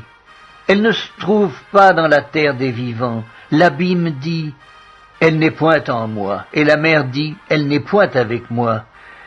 Elle ne se donne pas contre de l'or pur, elle ne s'achète pas au poids de l'argent, elle ne se pèse pas comme l'or d'Ophir, ni contre le précieux onyx, ni contre le saphir, elle ne peut se comparer à l'or ni au verre, elle ne peut s'échanger pour un vase d'or fin. Le corail et le cristal ne sont rien auprès d'elle, la sagesse vaut plus que les perles. La topaze d'Éthiopie n'est point son égale, et l'or pur n'entre pas en balance avec elle. D'où vient donc la sagesse? Où est la demeure de l'intelligence? Elle est cachée aux yeux de tout vivant, elle est cachée aux oiseaux du ciel. Le gouffre et la mort disent, nous en avons entendu parler, c'est Dieu qui en sait le chemin, c'est lui qui en connaît la demeure, car il voit jusqu'aux extrémités de la terre. Il aperçoit tout sous les cieux. Quand il régla le poids du vent et qu'il fixa la mesure des eaux, quand il donna des lois à la pluie et qu'il traça la route de l'éclair et du tonnerre, alors il vit la sagesse et la manifesta. Il en posa les fondements et la mit à l'épreuve. Puis il dit à l'homme, voici, la crainte du Seigneur, c'est la sagesse. S'éloigner du mal, c'est l'intelligence. Job, chapitre 29. Job prit de nouveau la parole sous forme sentencieuse et dit, oh, que ne puis-je être comme au mois du passé, comme au jour où Dieu me gardait, quand sa lampe brillait sur ma tête, et que sa lumière me guidait dans les ténèbres. Que ne suis-je comme au jour de ma vigueur, où Dieu veillait en ami sur ma tente, quand le Tout-Puissant était encore avec moi, et que mes enfants m'entouraient. Quand mes pieds se baignaient dans la crème, et que le rocher répandait près de moi des ruisseaux d'huile. Si je sortais pour aller à la porte de la ville et si je me faisais préparer un siège dans la place, les jeunes gens se retiraient à mon approche, les vieillards se levaient et se tenaient debout, les princes arrêtaient leur discours et mettaient la main sur leur bouche, la voix des chefs se taisait et leur langue s'attachait à leur palais. L'oreille qui m'entendait me disait heureux, l'œil qui me voyait me rendait témoignage, car je sauvais le pauvre qui implorait du secours et l'orphelin qui manquait d'appui. La bénédiction du malheureux venait sur moi, je remplissais de joie le cœur de la veuve, je me revêtais de la justice et je lui servais de vêtements. J'avais ma droiture pour manteau et pour turban, J'étais l'œil de l'aveugle et le pied du boiteux. J'étais le père des misérables. J'examinais la cause de l'inconnu, je brisais la mâchoire de l'injuste, et j'arrachais de ses dents la proie. Alors je disais, je mourrai dans mon nid. Mes jours seront abondants comme le sable, l'eau pénétrera dans mes racines, la rosée passera la nuit sur mes branches, ma gloire reverdira sans cesse, et mon arc rajeunira dans ma main. On m'écoutait et l'on restait dans l'attente. On gardait le silence devant mes conseils. Après mes discours, nul ne répliquait, et ma parole était pour tous une bienfaisante rosée. Ils comptaient sur moi comme sur la pluie, ils ouvraient la bouche comme pour une pluie de printemps. Je leur souriais quand ils perdaient courage, et l'on ne pouvait chasser la sérénité de mon front. J'aimais à aller vers eux, et je m'asseyais à leur tête. J'étais comme un roi au milieu d'une troupe, comme un consolateur auprès des affligés. Le livre de Job, chapitre 30. Et maintenant, je suis la risée de plus jeunes que moi, de ceux dont je dédaignais de mettre les pères parmi les chiens de mon troupeau. Mais à quoi me servirait la force de leurs mains? Ils sont incapables d'atteindre la vieillesse, desséchés par la misère et la faim. Ils fuient dans les lieux arides depuis longtemps abandonnés et déserts. Ils arrachent près des arbrisseaux les herbes sauvages, et ils n'ont pour pain que la racine des genêts. On les chasse du milieu des hommes, on crie après eux comme après des voleurs. Ils habitent dans d'affreuses vallées, dans les cavernes de la terre et dans les rochers. Ils hurlent parmi les buissons, ils se rassemblent sous les ronces. Êtres vils et méprisés, on les repousse du pays. Et maintenant, je suis l'objet de leurs chansons, je suis en but à leurs propos. Ils ont horreur de moi, ils se détournent, ils me crachent au visage. Ils n'ont plus de retenue, et ils m'humilient. Ils rejettent tout frein devant moi. Ces misérables se lèvent à ma droite et me poussent les pieds. Ils se fraient contre moi des sentiers pour ma ruine. Ils détruisent mon propre sentier et travaillent à ma perte, eux à qui personne ne viendrait en aide. Ils arrivent comme par une large brèche, ils se précipitent sous les craquements. Les terreurs m'assiègent. Ma gloire est emportée comme par le vent, mon bonheur a passé comme un nuage. Et maintenant, mon âme s'épanche en mon sein, les jours de la souffrance m'ont saisi. La nuit me perce et m'arrache les os, la douleur qui me ronge ne se donne aucun repos. Par la violence du mal, mon vêtement perd sa forme, il se colle à mon corps comme ma tunique. Dieu m'a jeté dans la boue et je ressemble à la poussière et à la cendre. Je crie vers toi et tu ne me réponds pas. Je me tiens debout et tu me lances ton regard. Tu deviens cruel contre moi. Tu me combats avec la force de ta main. Tu me soulèves, tu me fais voler au-dessus du vent et tu m'anéantis au bruit de la tempête. Car, je le sais, tu me mènes à la mort, au rendez-vous de tous les vivants.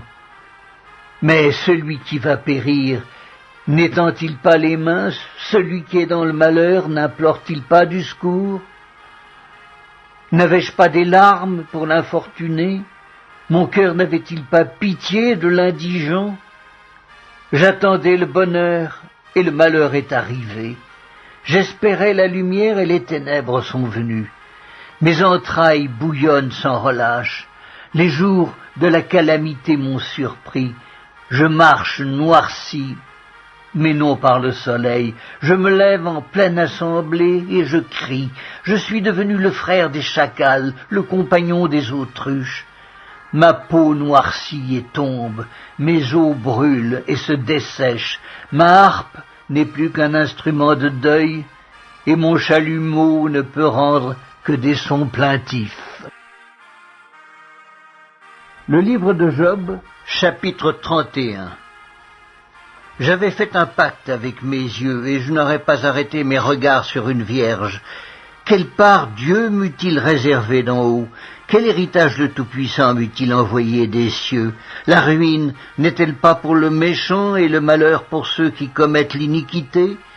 Dieu n'a-t-il pas connu mes voies? N'a-t-il pas compté tous mes pas? Si j'ai marché dans le mensonge, si mon pied a couru vers la fraude, que Dieu me pèse dans des balances justes, et il reconnaîtra mon intégrité. Si mon pas s'est détourné du droit chemin, si mon cœur a suivi mes yeux, si quelque souillure s'est attachée à mes mains, que je sème et qu'un autre moissonne, et que mes rejetons soient déracinés, si mon cœur a été séduit par une femme, si j'ai fait le guet à la porte de mon prochain, que ma femme tourne la meule pour un autre, et que d'autres la déshonorent, car c'est un crime, un forfait, que punissent les juges. C'est un feu qui dévore jusqu'à la ruine et qui aurait détruit toute ma richesse. Si j'ai méprisé le droit de mon serviteur ou de ma servante lorsqu'ils étaient en contestation avec moi, qu'ai-je à faire quand Dieu se lève? Qu'ai-je à répondre quand il châtie? Celui qui m'a créé dans le ventre de ma mère ne l'a-t-il pas créé? Le même Dieu ne nous a-t-il pas formés dans le sein maternel? Si j'ai refusé aux pauvres ce qu'ils demandaient, si j'ai fait languir les yeux de la veuve, si j'ai mangé seul mon pain sans que l'orphelin en ait sa part, moi qui l'ai dès ma jeunesse élevé comme un père, moi qui dès ma naissance ai soutenu la veuve, si j'ai vu le malheureux manquer de vêtements, l'indigent n'avoir point de couverture, sans que ses reins m'aient béni, sans qu'il ait été réchauffé par la toison de mes agneaux, si j'ai levé la main contre l'orphelin parce que je me sentais un appui dans les juges, que mon épaule se détache de sa jointure, que mon bras tombe et qu'il se brise, car les châtiments de Dieu m'épouvantent, et je ne puis rien devant sa majesté. Si j'ai mis dans l'or ma confiance, si j'ai dit alors « Tu es mon espoir », si je me suis réjoui de la grandeur de mes biens, de la quantité des richesses que j'avais acquises, si j'ai regardé le soleil quand il brillait, la lune quand elle s'avançait majestueuse, et si mon cœur s'est laissé séduire en secret, si ma main s'est portée sur ma bouche, c'est encore un crime que doivent punir les juges, et j'aurais renié le Dieu d'en haut. Si j'ai été joyeux du malheur de mon ennemi, si j'ai sauté d'allégresse quand les revers l'ont atteint, moi qui n'ai pas permis à ma langue de pécher, de demander sa mort avec imprécation, si les gens de ma tante ne disaient pas « Où est celui qui n'a pas été rassasié de sa viande ?»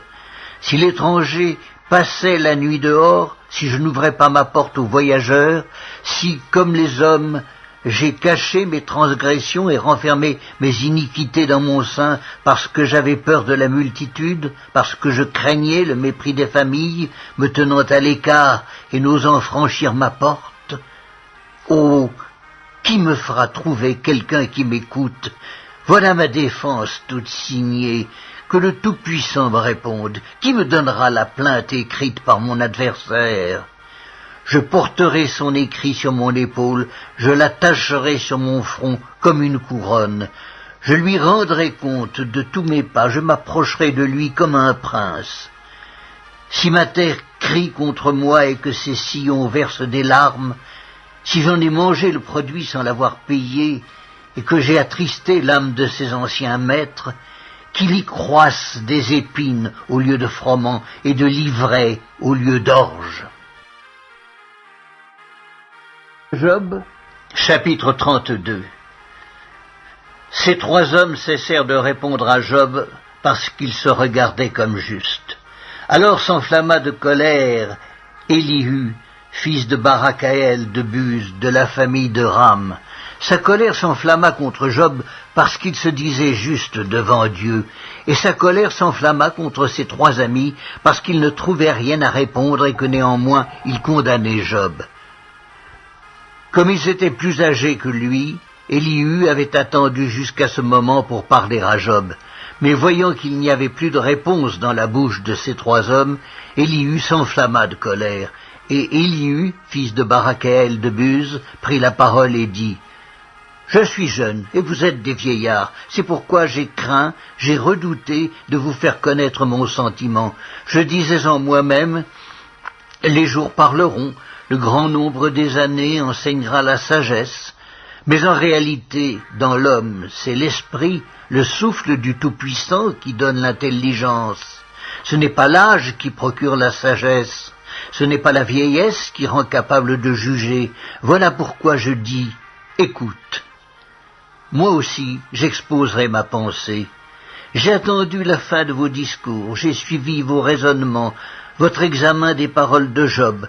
Je vous ai donné toute mon attention, et voici, aucun de vous ne l'a convaincu, aucun n'a réfuté ses paroles. Ne dites pas cependant, en lui nous avons trouvé la sagesse, c'est Dieu qui peut le confondre, ce n'est pas un homme. Il ne s'est pas adressé directement à moi, aussi lui répondrai-je tout autrement que vous. Ils ont peur, ils ne répondent plus, ils ont la parole coupée. J'ai attendu qu'ils eussent fini leur discours, qu'ils s'arrêtassent et ne sussent que répliquer. À mon tour, je veux répondre aussi. Je veux dire aussi ce que je pense, car je suis plein de paroles. L'esprit me presse au-dedans de moi. Mon intérieur est comme un vin qui n'a pas d'issue, comme des outres neuves qui vont éclater. Je parlerai pour respirer à l'aise, j'ouvrirai mes lèvres et je répondrai. Je n'aurai point égard à l'apparence, et je ne flatterai personne, car je ne sais pas flatter. Mon Créateur m'enlèverait bien vite. Le livre de Job, chapitre 33. Maintenant donc, Job, écoute mes discours, prête l'oreille à toutes mes paroles. Voici, j'ouvre la bouche, ma langue se remue dans mon palais, c'est avec droiture de cœur que je vais parler, c'est la vérité pure qu'exprimeront mes lèvres. L'Esprit de Dieu m'a créé, et le souffle du Tout-Puissant m'anime. Si tu le peux, réponds-moi, défends ta cause, tiens-toi prêt. Devant Dieu, je suis ton semblable, j'ai été comme toi formé de la boue. Ainsi mes terreurs ne te troubleront pas et mon poids ne saurait t'accabler. Mais tu as dit à mes oreilles, et j'ai entendu le son de tes paroles, je suis pur, je suis sans péché, je suis net, il n'y a point en moi d'iniquité, et Dieu trouve contre moi des motifs de haine, il me traite comme son ennemi, il met mes pieds dans les ceps, il surveille tous mes mouvements. Je te répondrai qu'en cela tu n'as pas raison, car Dieu est plus grand que l'homme. Veux-tu donc disputer avec lui parce qu'il ne rend aucun compte de ses actes? Dieu parle cependant, tantôt d'une manière, tantôt d'une autre, et l'on n'y prend point garde.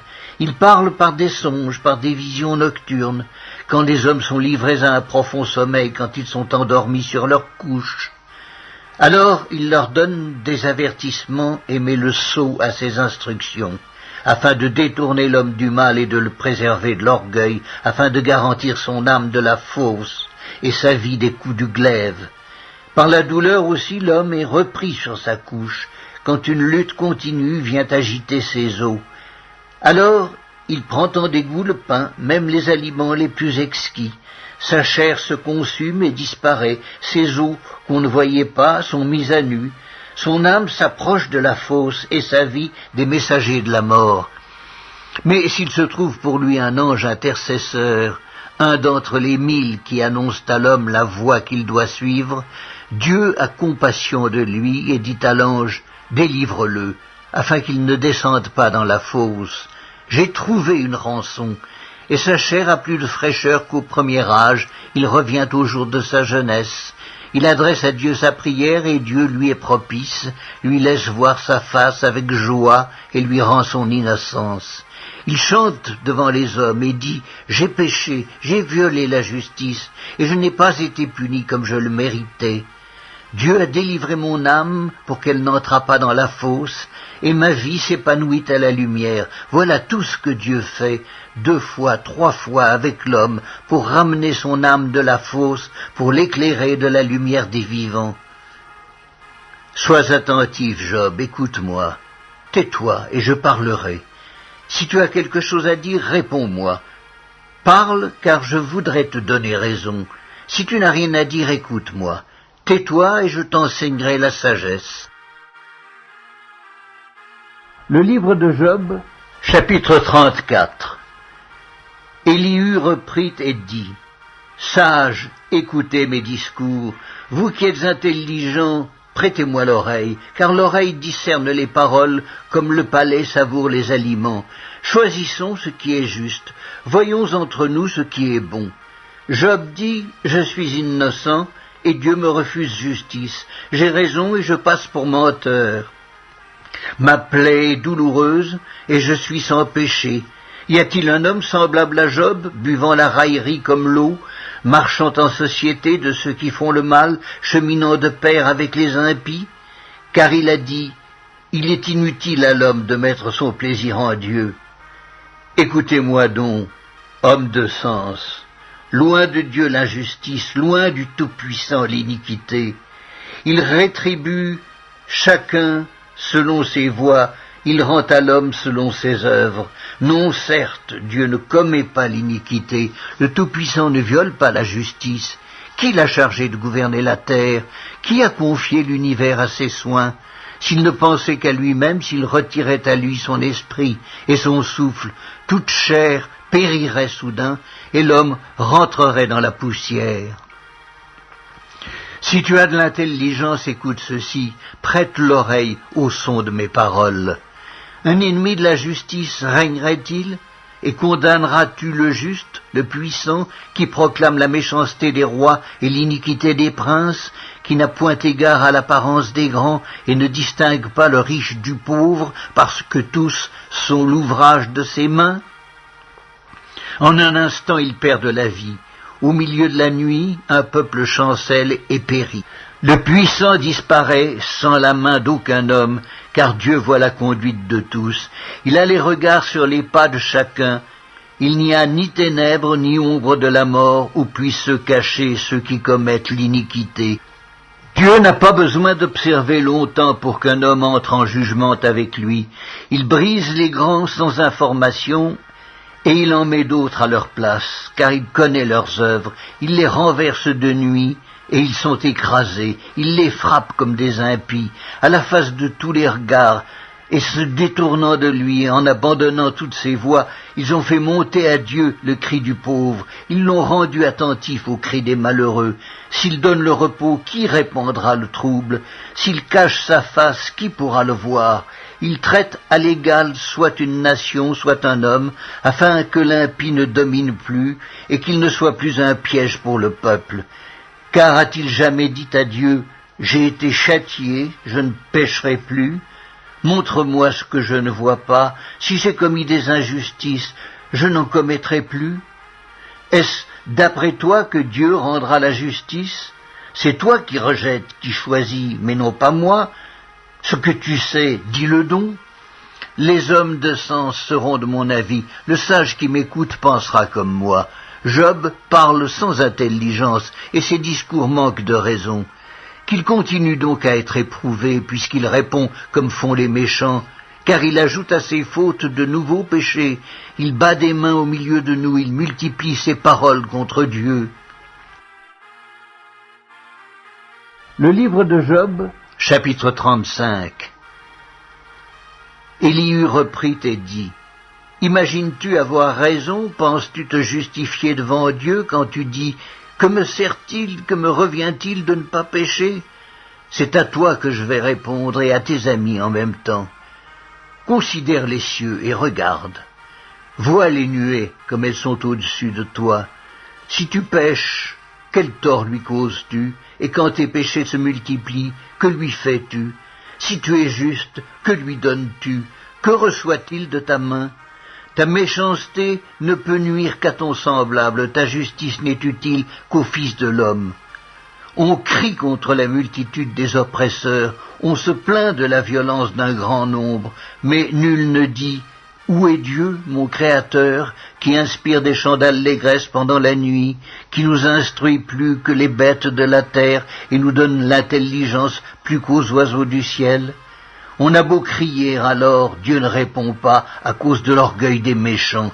C'est en vain que l'on crie, Dieu n'écoute pas, le Tout-Puissant n'y a point égard.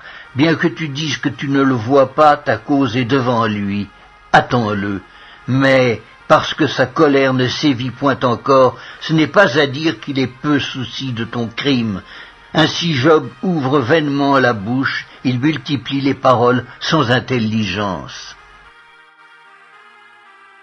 Le livre de Job, chapitre 36. Élihu continua et dit : Attends un peu, et je vais poursuivre, car j'ai des paroles encore pour la cause de Dieu. Je prendrai mes raisons de haut, et je prouverai la justice de mon Créateur. Sois-en sûr, mes discours ne sont pas des mensonges, mes sentiments devant toi sont sincères. Dieu est puissant, mais il ne rejette personne.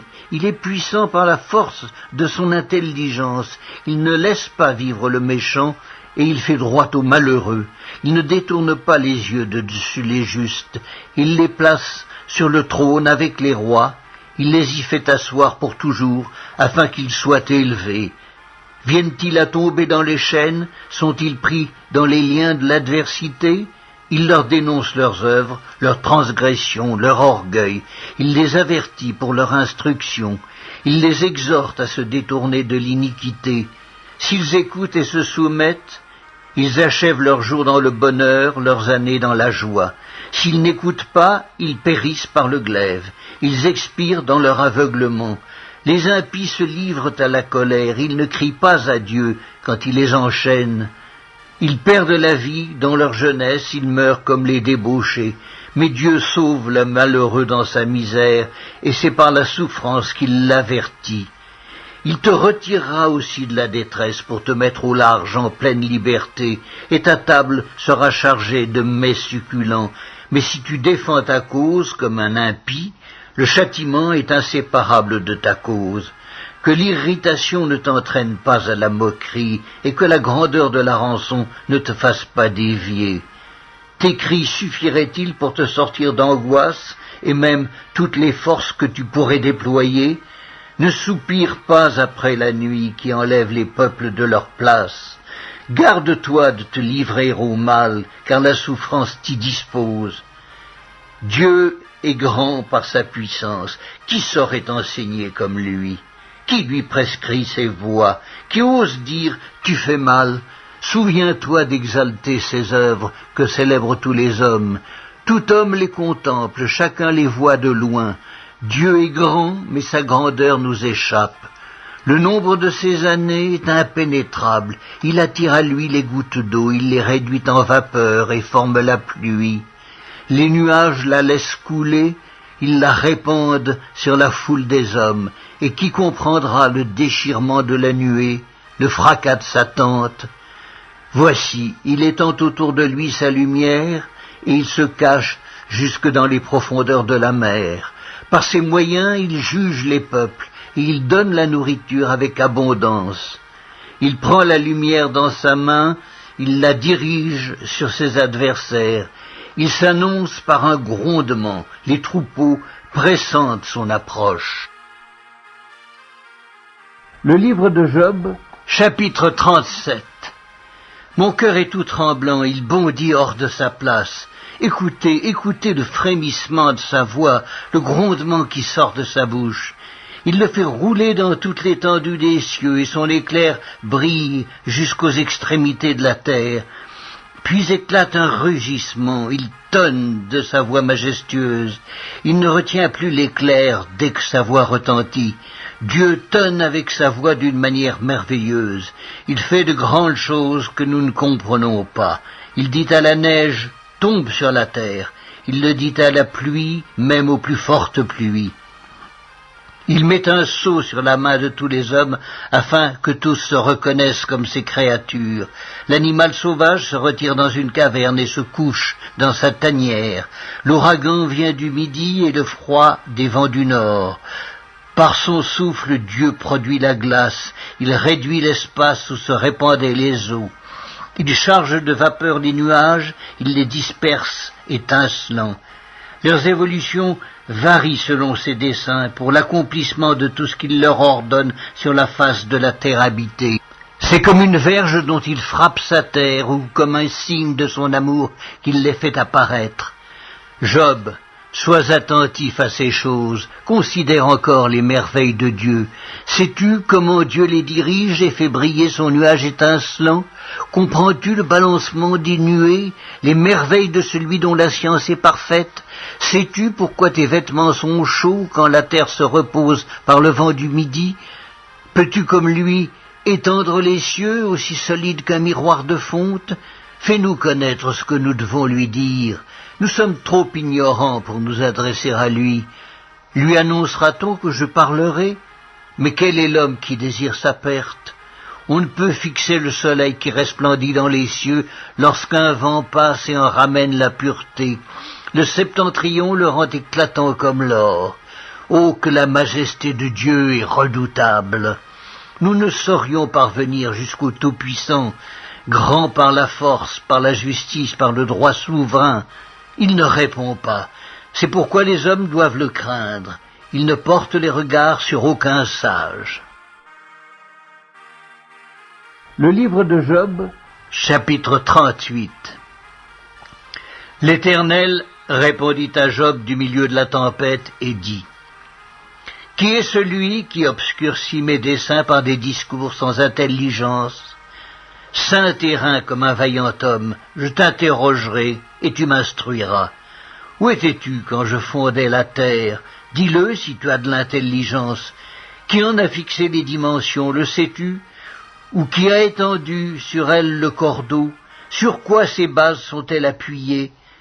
Ou qui en a posé la pierre angulaire? Alors que les étoiles du matin éclataient en chants d'allégresse et que tous les fils de Dieu poussaient des cris de joie, qui a fermé la mer avec des portes quand elle s'élança du sein maternel, quand je fis de la nuée son vêtement et de l'obscurité ses langes, quand je lui imposai ma loi et que je lui mis des barrières et des portes, quand je dis « Tu viendras jusqu'ici, tu n'iras pas au-delà. Ici s'arrêtera l'orgueil de tes flots. » Depuis que tu existes, as-tu commandé au matin? As-tu montré sa place à l'aurore pour qu'elle saisisse les extrémités de la terre et que les méchants soient secoués? Pour que la terre se transforme comme l'argile qui reçoit une empreinte et qu'elle soit parée comme d'un vêtement? Pour que les méchants soient privés de leur lumière et que le bras qui se lève soit brisé? As-tu pénétré jusqu'aux sources de la mer? T'es-tu promené dans les profondeurs de l'abîme? Les portes de la mort t'ont-elles été ouvertes? As-tu vu les portes de l'ombre de la mort? As-tu embrassé du regard l'étendue de la terre?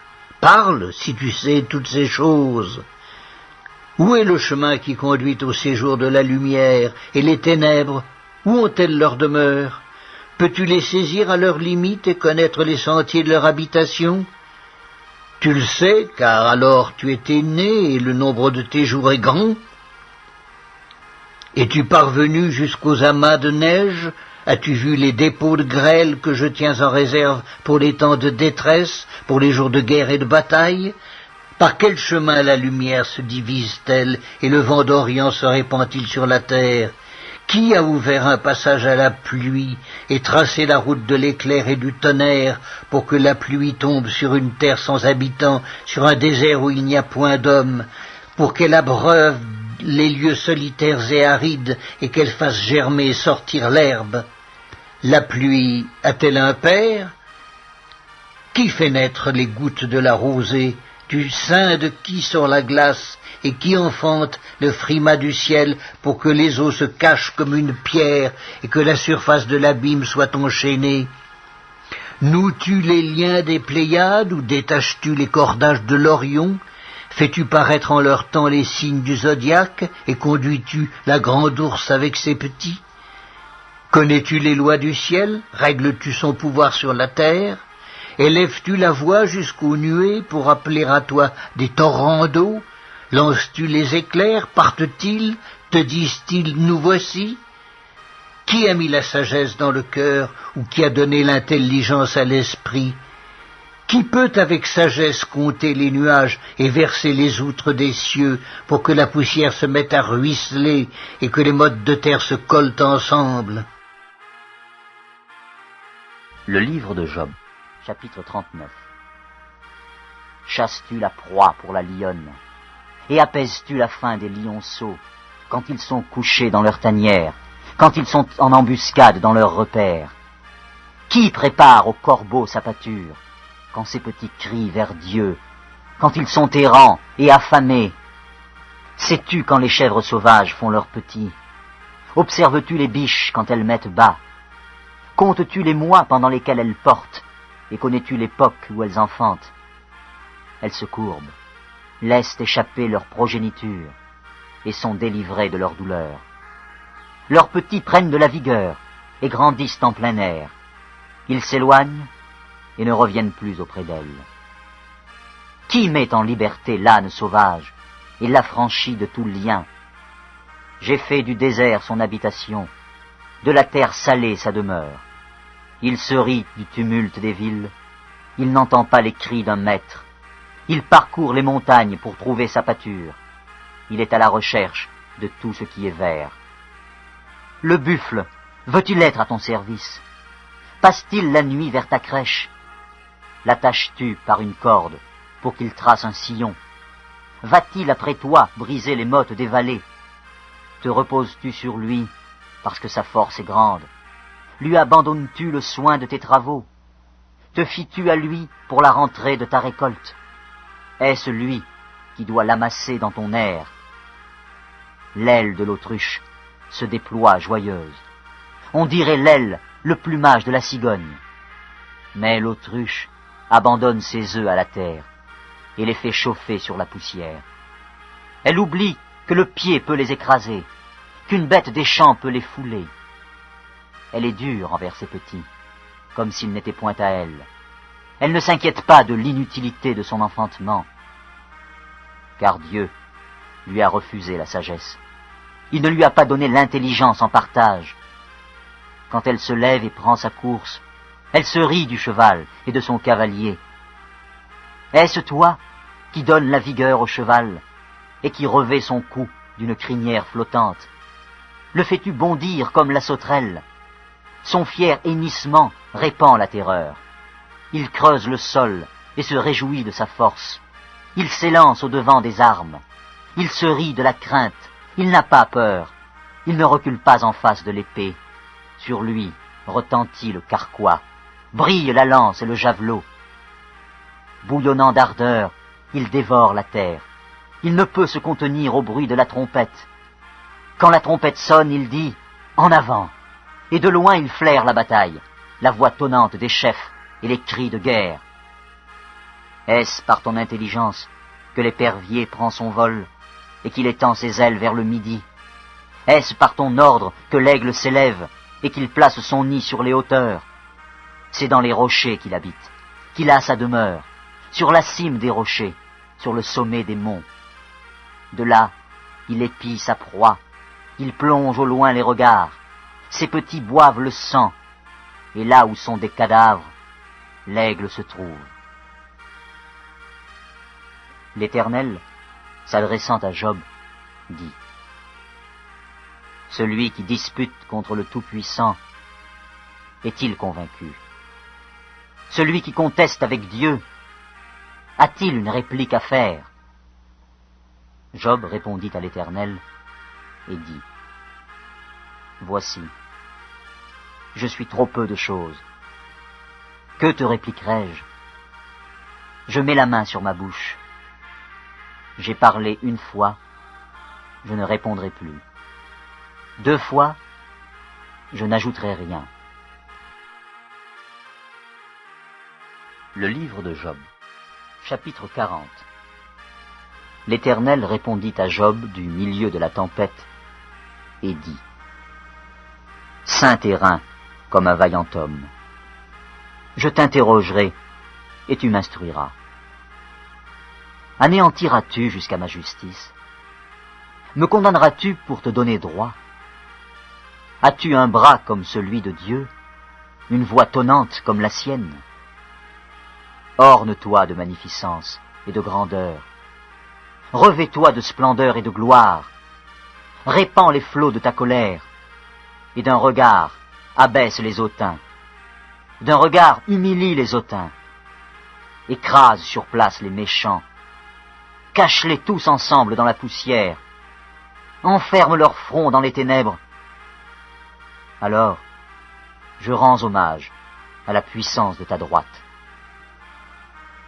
Voici l'hippopotame, à qui j'ai donné la vie comme à toi. Il mange de l'herbe comme le bœuf. Le voici. Sa force est dans ses reins, et sa vigueur dans les muscles de son ventre. Il plie sa queue aussi ferme qu'un cèdre. Les nerfs de ses cuisses sont entrelacés. Ses os sont des tubes d'airain. Ses membres sont comme des barres de fer.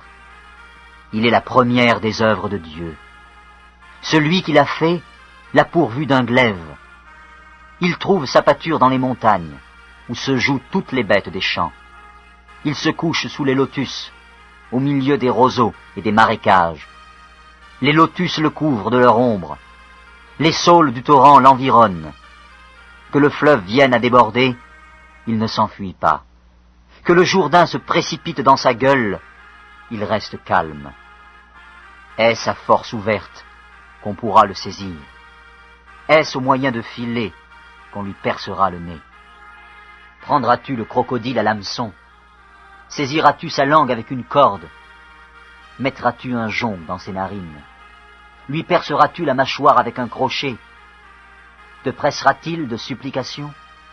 Te parlera-t-il d'une voix douce? Fera-t-il alliance avec toi pour devenir à toujours ton esclave? Joueras-tu avec lui comme avec un oiseau? L'attacheras-tu pour amuser tes jeunes filles? Les pêcheurs en trafiquent-ils? Le partagent-ils entre les marchands? Couvriras-tu sa peau de dard et sa tête de harpon? Dresse ta main contre lui, et tu ne t'aviseras plus de l'attaquer.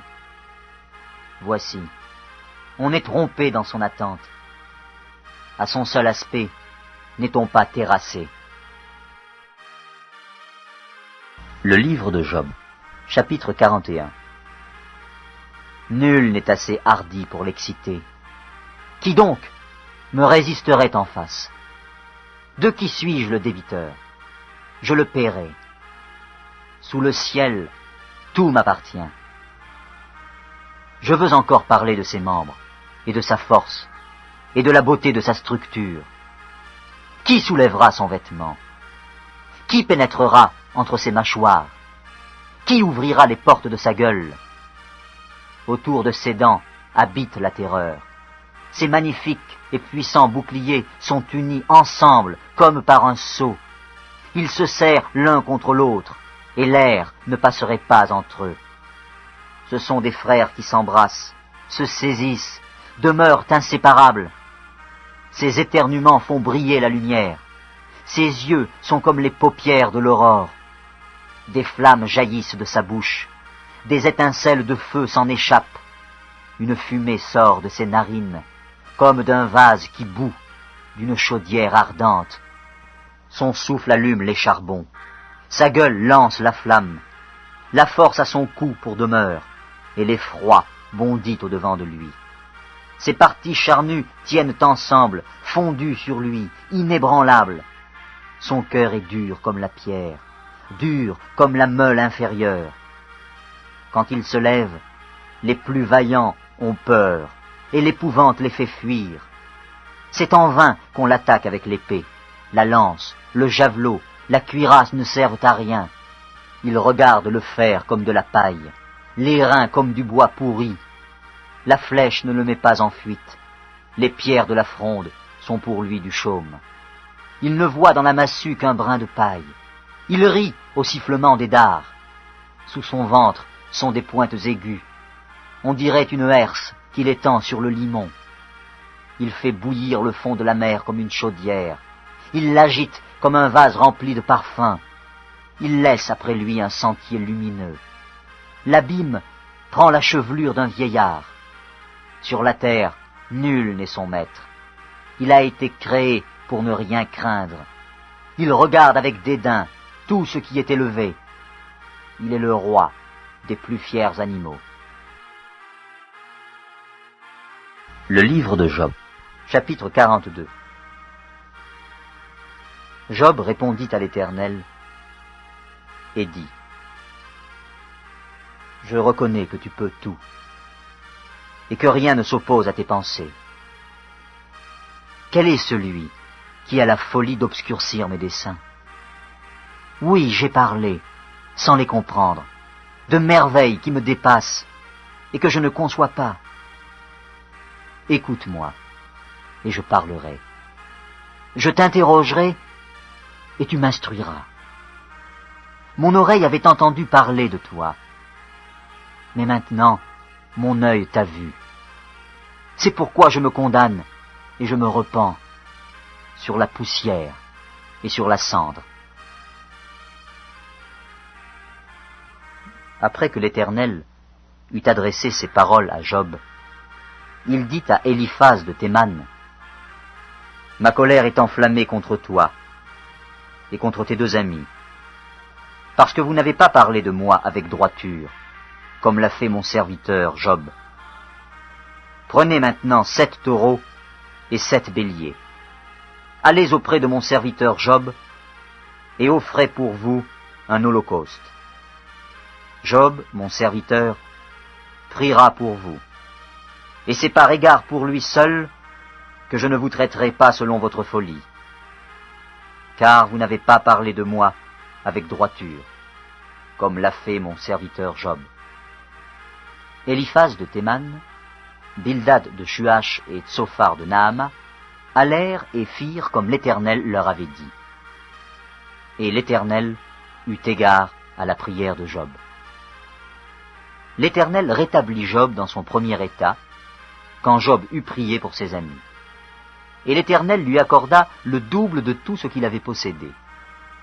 Les frères, les sœurs et les anciens amis de Job vinrent tous le visiter, et ils mangèrent avec lui dans sa maison.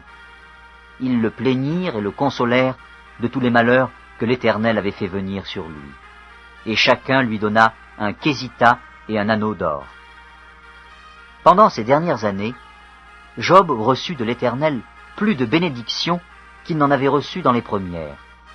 Il posséda 14 000 brebis, 6 000 chameaux, 1000 paires de bœufs et 1000 ânesses. Il eut 7 fils et 3 filles. Il donna à la première le nom de Jémima, à la seconde celui de Ketsia, et à la troisième celui de Kéren Apuk. Il n'y avait pas dans tout le pays d'aussi belles femmes que les filles de Job. Leur père leur accorda une part d'héritage parmi leurs frères. Job vécut après cela 140 ans, et il vit ses fils et les fils de ses fils jusqu'à la 4e génération. Et Job mourut, âgé et rassasié de jours.